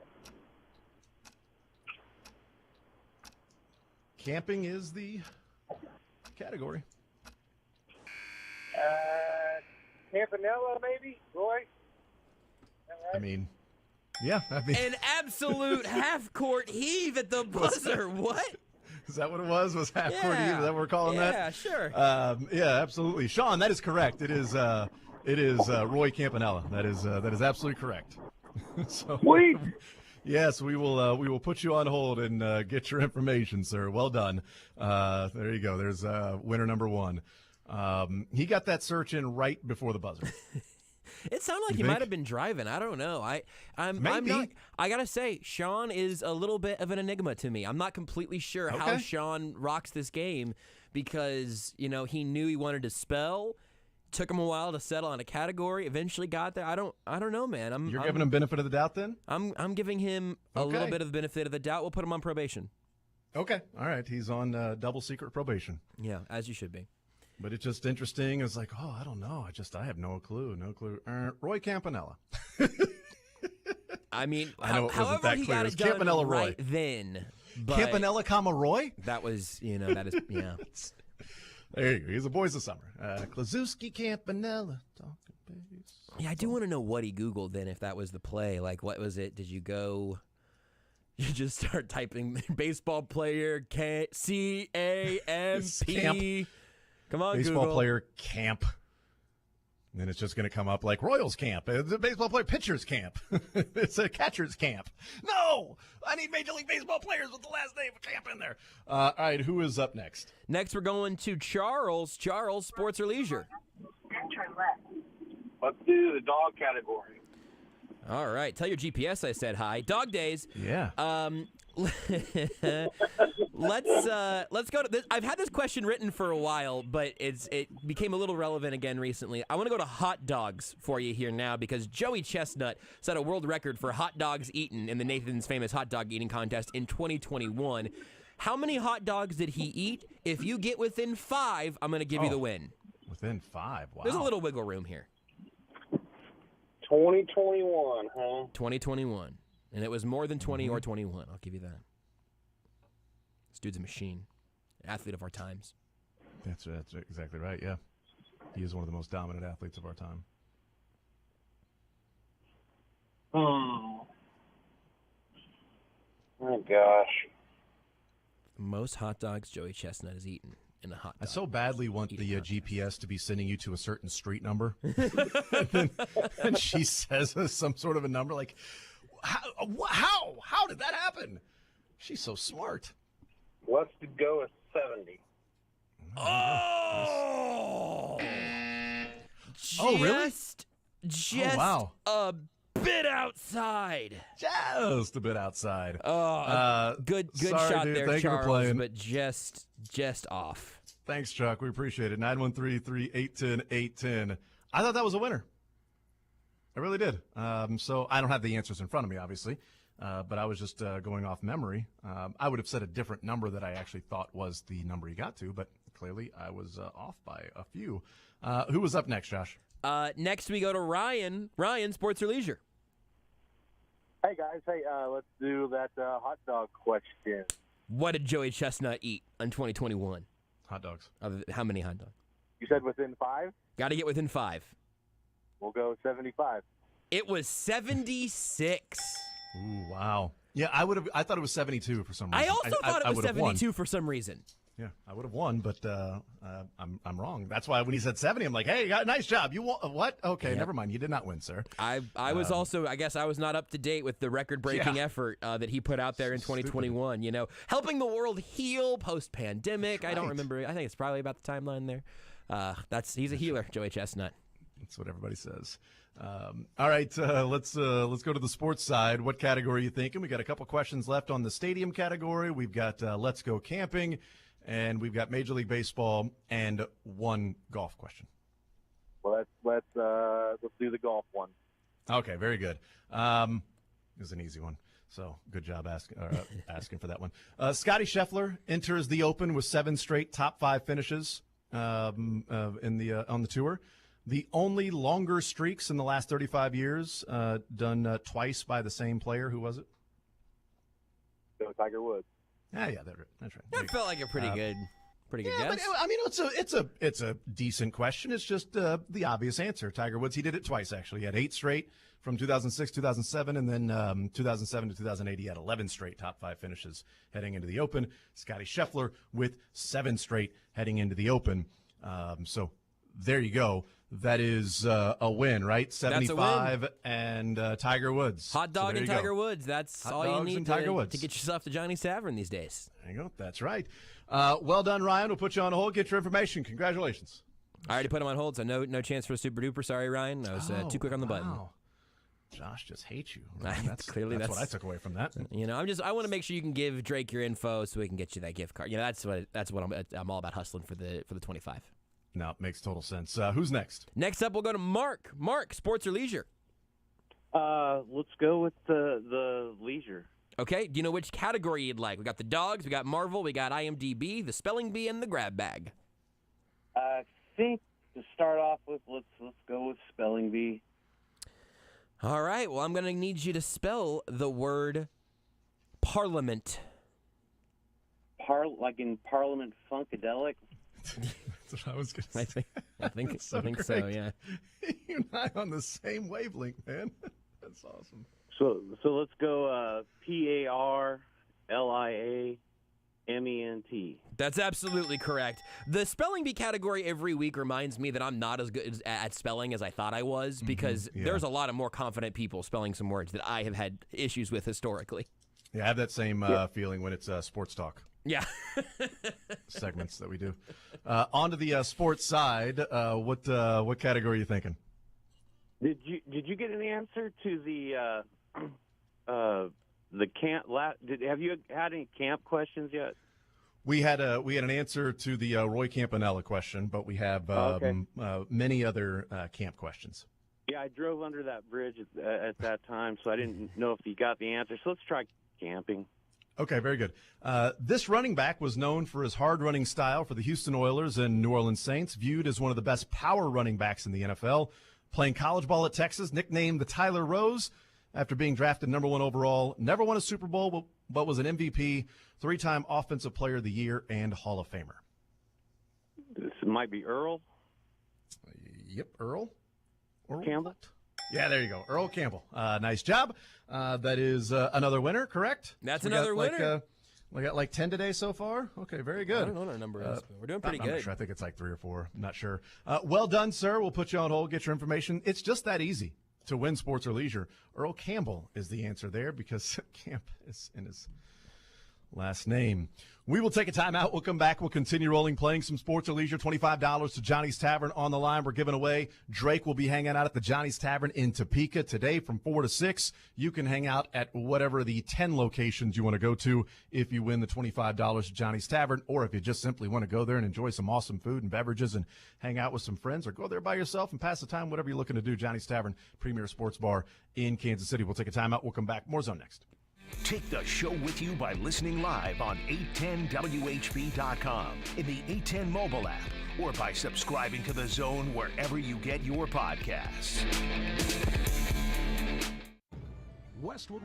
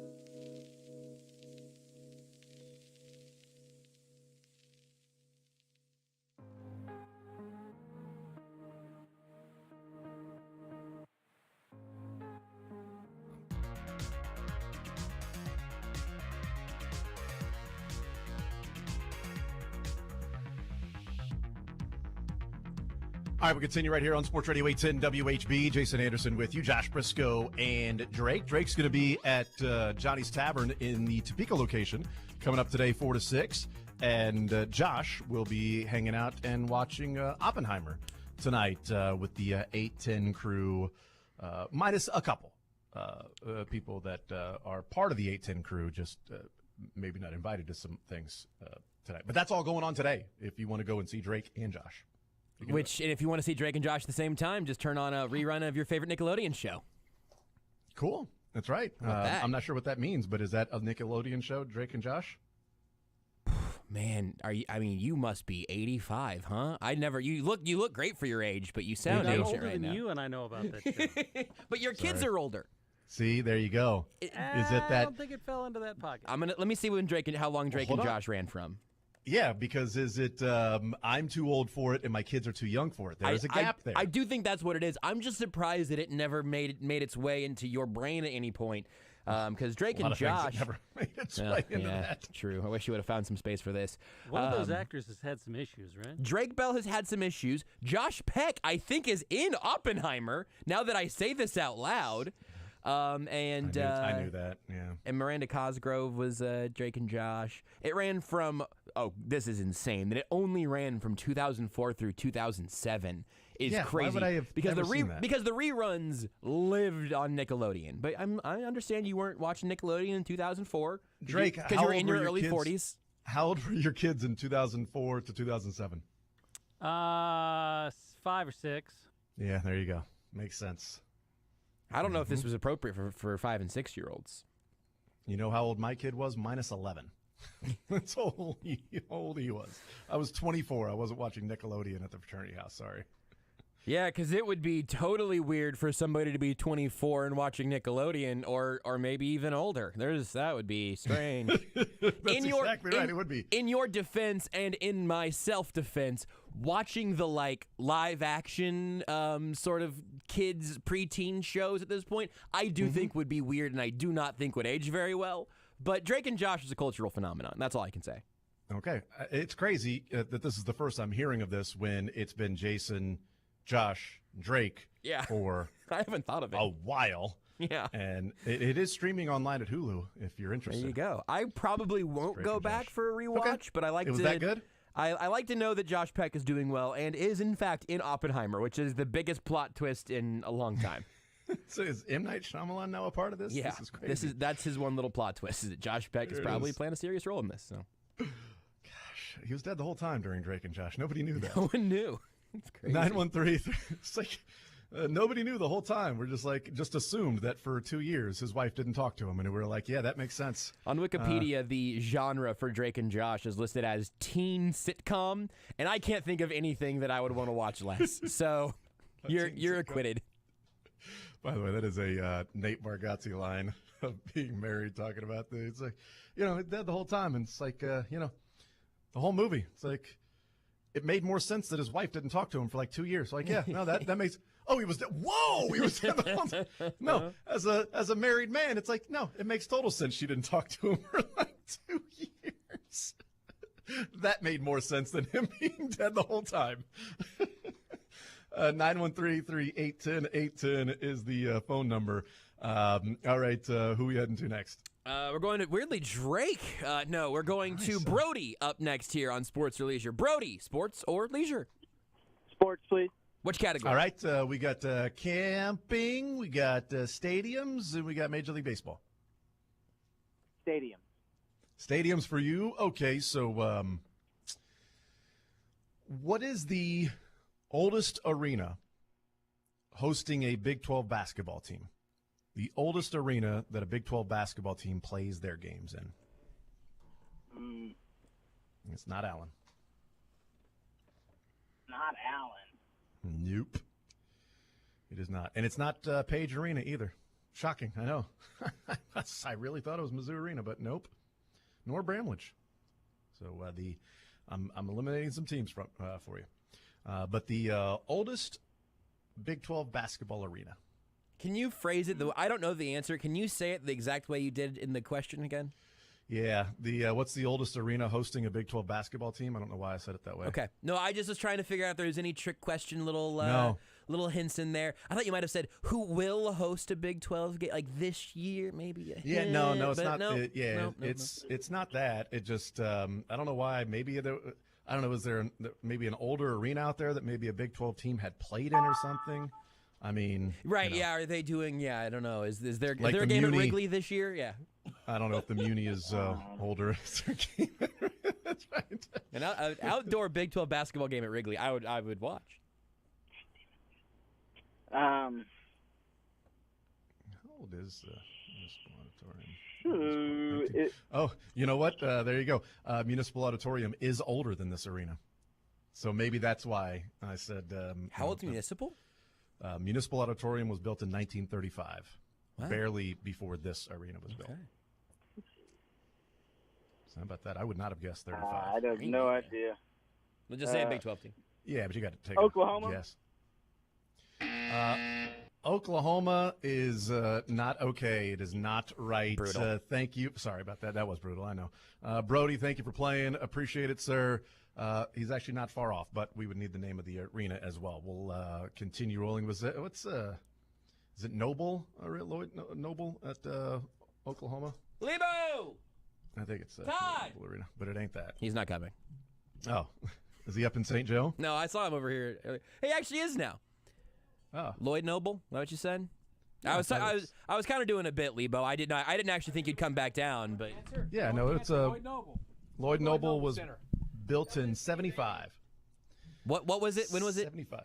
1975. 1975. So Okay, that ain't the right answer. Not that new. Not that old. Not new, I mean, not new enough. I guess not new either. Not Yeah. old enough. Too new. Yeah, somewhere in the middle. Yeah, either way. Who's up next? Next up is Andrew. Andrew, sports or, wait for it, leisure.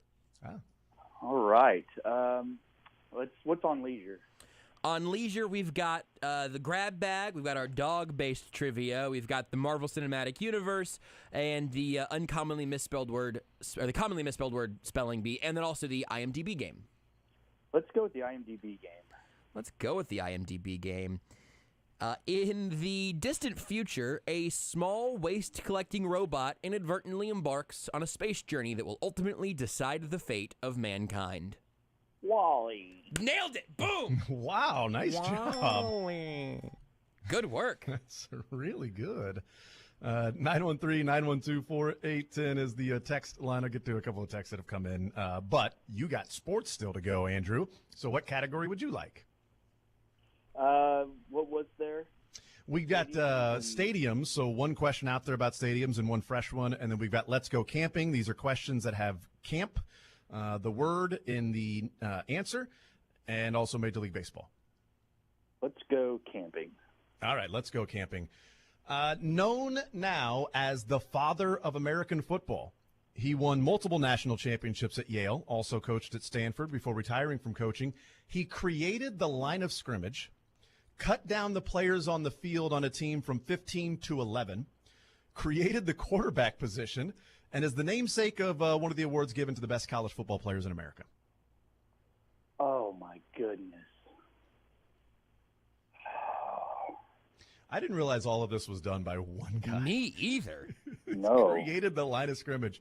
I was, looking up things with camp in them and doing research on this guy. And I'm like, so much of it is derived from rugby. And he's like, well, there's a scrum. Why don't we just set this line to where you could have teams on both sides to where they're not just touching each other until, like, the ball is put into play? We can call it the line of scrimmage. And then what if there's a guy that's, like, not quite half back but isn't the whole way up either? That would take the ball from said guy, because in the scrum, they can slide it underneath the legs in the scrum. What if there's one guy that can receive that or generally receives that? Also, why do we have 15 guys out here on offense and defense? We need at most 11. What a round number.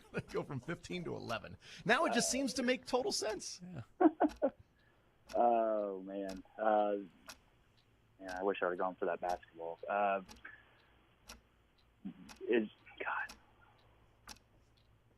Camp's in the name.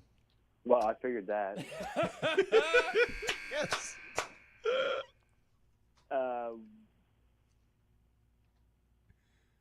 count to three. Camp. What do you say? He said Walter Camp. I mean, that's right. Well, I was ready to do a strikeout call and everything. He got it? Yeah, he got it. I mean, it was after the buzzer, but we're Well, not really. The clock started ticking when you guys were talking. Well, listen, Andrew, if you want us to give you dead air to think in. The clock wasn't for you. It was for them, if I'm going to be honest. Yeah, that is so true. That is exactly right. Walter Camp, one of the awards given to the best player in America. Walter Camp, the father of American football, is the correct answer. And that is another winner. Well done. We will put you on hold. Josh may have already done that. Just did it. And then we will get your information. We will take a timeout. We'll come back. We'll wrap up Sports or Leisure. Coming up next. You're in the zone with Jason Anderson on Sports Radio 810 WHB.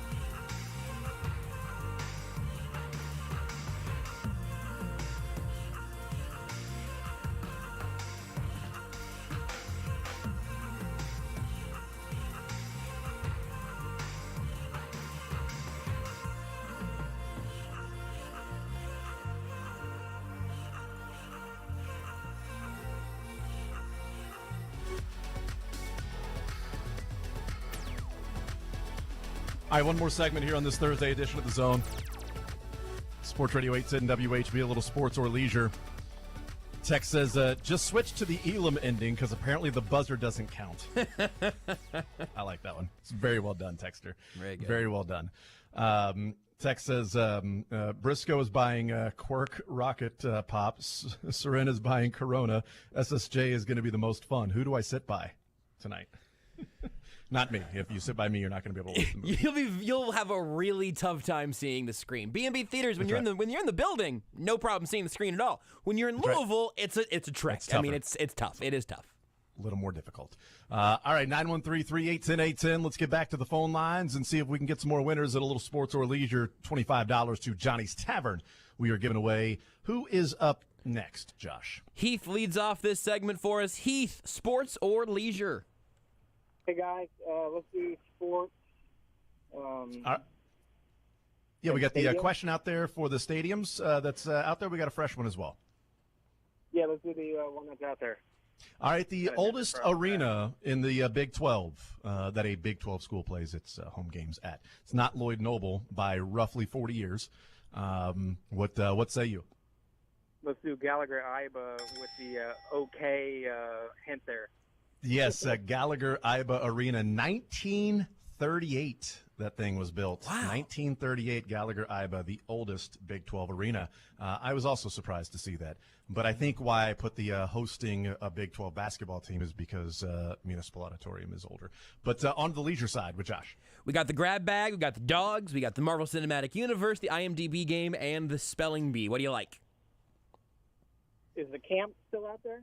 Those are sports questions that sound. The category sounds like a leisure question, right? Leisure it does category. Actually. I was proud of her. Thank you. Let's do grab bag. All right, let's hop into the grab bag. I gotta go scroll to it. Name all 4 Ninja Turtles, named after 4 of history's great artists. We got Michelangelo. Bang. Donatello. Yes, sir. Leonardo. Yep. Mm-hmm.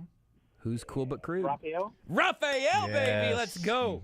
The extra sensitive one. Yes. I mean, if you didn't get the extra sensitive one, then come on. Nice job. Well done. That is a winner, Heath. We will put you on hold and get your information. Congratulations, sir. There you go. All 4 of the Ninja Turtles. And I think, Drake, we got time to sneak in this last one here? All right, we got a closer here from Jeff. Let's do it. Jeff, close us out here, sports or leisure. What side do you want to start with? Sports. All right, we got stadiums. We got Let's Go Camping. We got Major League Baseball. Let's go camping. Let's go camping. Okay, this is where Wisconsin plays their home games in football. Play their home games in football at this place. Badger Stadium. It is. That camp would be in the name. Camp. It'd be in the name. Wisconsin plays their home football games there. Camp Badger. It is not Camp Badger. Appreciate you playing, sir. 913-381-810. Anybody else, or are we out of time? We're out of time. We're out of phones. Okay. We actually timed this out perfectly. We filled out the Great. board right as we hit the end of the show here, so I think you got to tell us all about where the Badgers play. Camp Randall. Camp Randall Stadium. Camp Randall. Do you have a Barcelona-based question in your camp category by any chance? I do not have a Barcelona one. Well, if you'd like to get a little more Bartha in there for next week, I'm not gonna tell you which one it is because that's your trivia for today. I appreciate it. I will. If you type Barcelona camp, it's gonna be real quick. You'll figure it out. I have no problem replenishing the Let's Go Camping category. I have used 4 of the 7 that I had. So I've got a few remaining. I need to replenish them for next week already. So I will take any and all suggestions for that so that other people can do my job for me. I mean, that right there is the goal, I think, for all of us. Exactly. You know, you get paid to not do your job. I want to be a fired college football coach as long as it is not for cause. I also just looked up on my TV screen here, 2022 Week 13. The Chiefs just scored this touchdown. They're going to be up here 24-17, I believe. I like it. Feeling good. Feeling pretty good. I'm going to see if I can hop on that live line here. Mahomes rushing touchdown. Yeah, once you hop on that DraftKings live line, I just, you know what? Give me Bengals by 3. I'll take the Bengals to cover. I'm not gonna. The money line scares me, but I'll take the Bengals to cover here. Yeah, that's probably right. But it's going to be a 3-point game. So if the Bengals are going to cover, then I'll take them -2.5.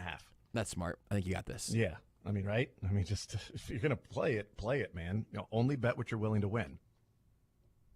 I wish the Chiefs could have done that. Yeah. God, this run was so cool too. It's the Mahomes Jordan dunk essentially of a touchdown. It was great. Oh, incredible. Also, still so funny to me that this dude is like constantly, I mean, obviously later than this, on one leg, or here, diving into contact, but quarterback sneaks? No. Those are gone.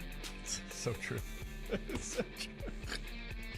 I'm telling you, there is going to be, if the Chiefs faced 4th and inches there in the fourth quarter, and they had to pick it up, like if they were down by 3 or something, and it was 4th and inches with like 45 seconds to go, and they had all 3 timeouts or something, you get the point. They'll quarterback sneak it.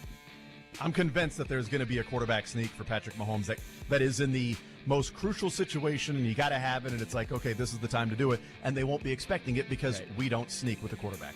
It'll be like going out with 10 players. Like, wait, what? No way. This can't be the play. I don't know what it is. Are they returning this kick? It's very high. Dave Tobe said they are. Thank you, Josh. Thanks, Jason. Listen to The Zone all week for your chance to win tickets to the Dude Perfect Pandemonium 2023 Tour live at T-Mobile Center Thursday, July 27th.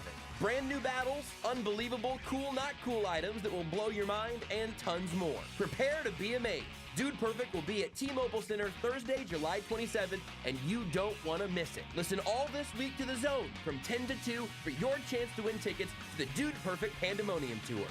Hey guys, Matt Coker here from West Coast Men's Health to let you know that you don't have to take Viagra for the rest of your life. Acoustic wave therapy has changed the game. Trust me, I've seen guys come in who have completely given up, only to see them back in the game after going through our treatment program. So call West Coast Men's Health today. Call 913-243-3200. That's 913-243-3200. 913-243-3200. Online at westcoastmenshealth.com. Hey, this is Matt Llewellyn from 23rd Street Brewery. I'm excited to share that we have hired a new brewer to craft our incredible beers. Angelo is an amazing brewer with an amazing track record of brewing excellence. So come out to the brewery and try one of our old standbys, the Crimson Fog, the Bitter Professor, or Wave the Wheat, or Rock Chalk Raspberry. But Angelo is brewing some beers now that will absolutely blow you away. He's got full reign to brew whatever he wants, and some of the beers that he's coming out are world class. Come to the brewery anytime and try one of Angelo's great beers.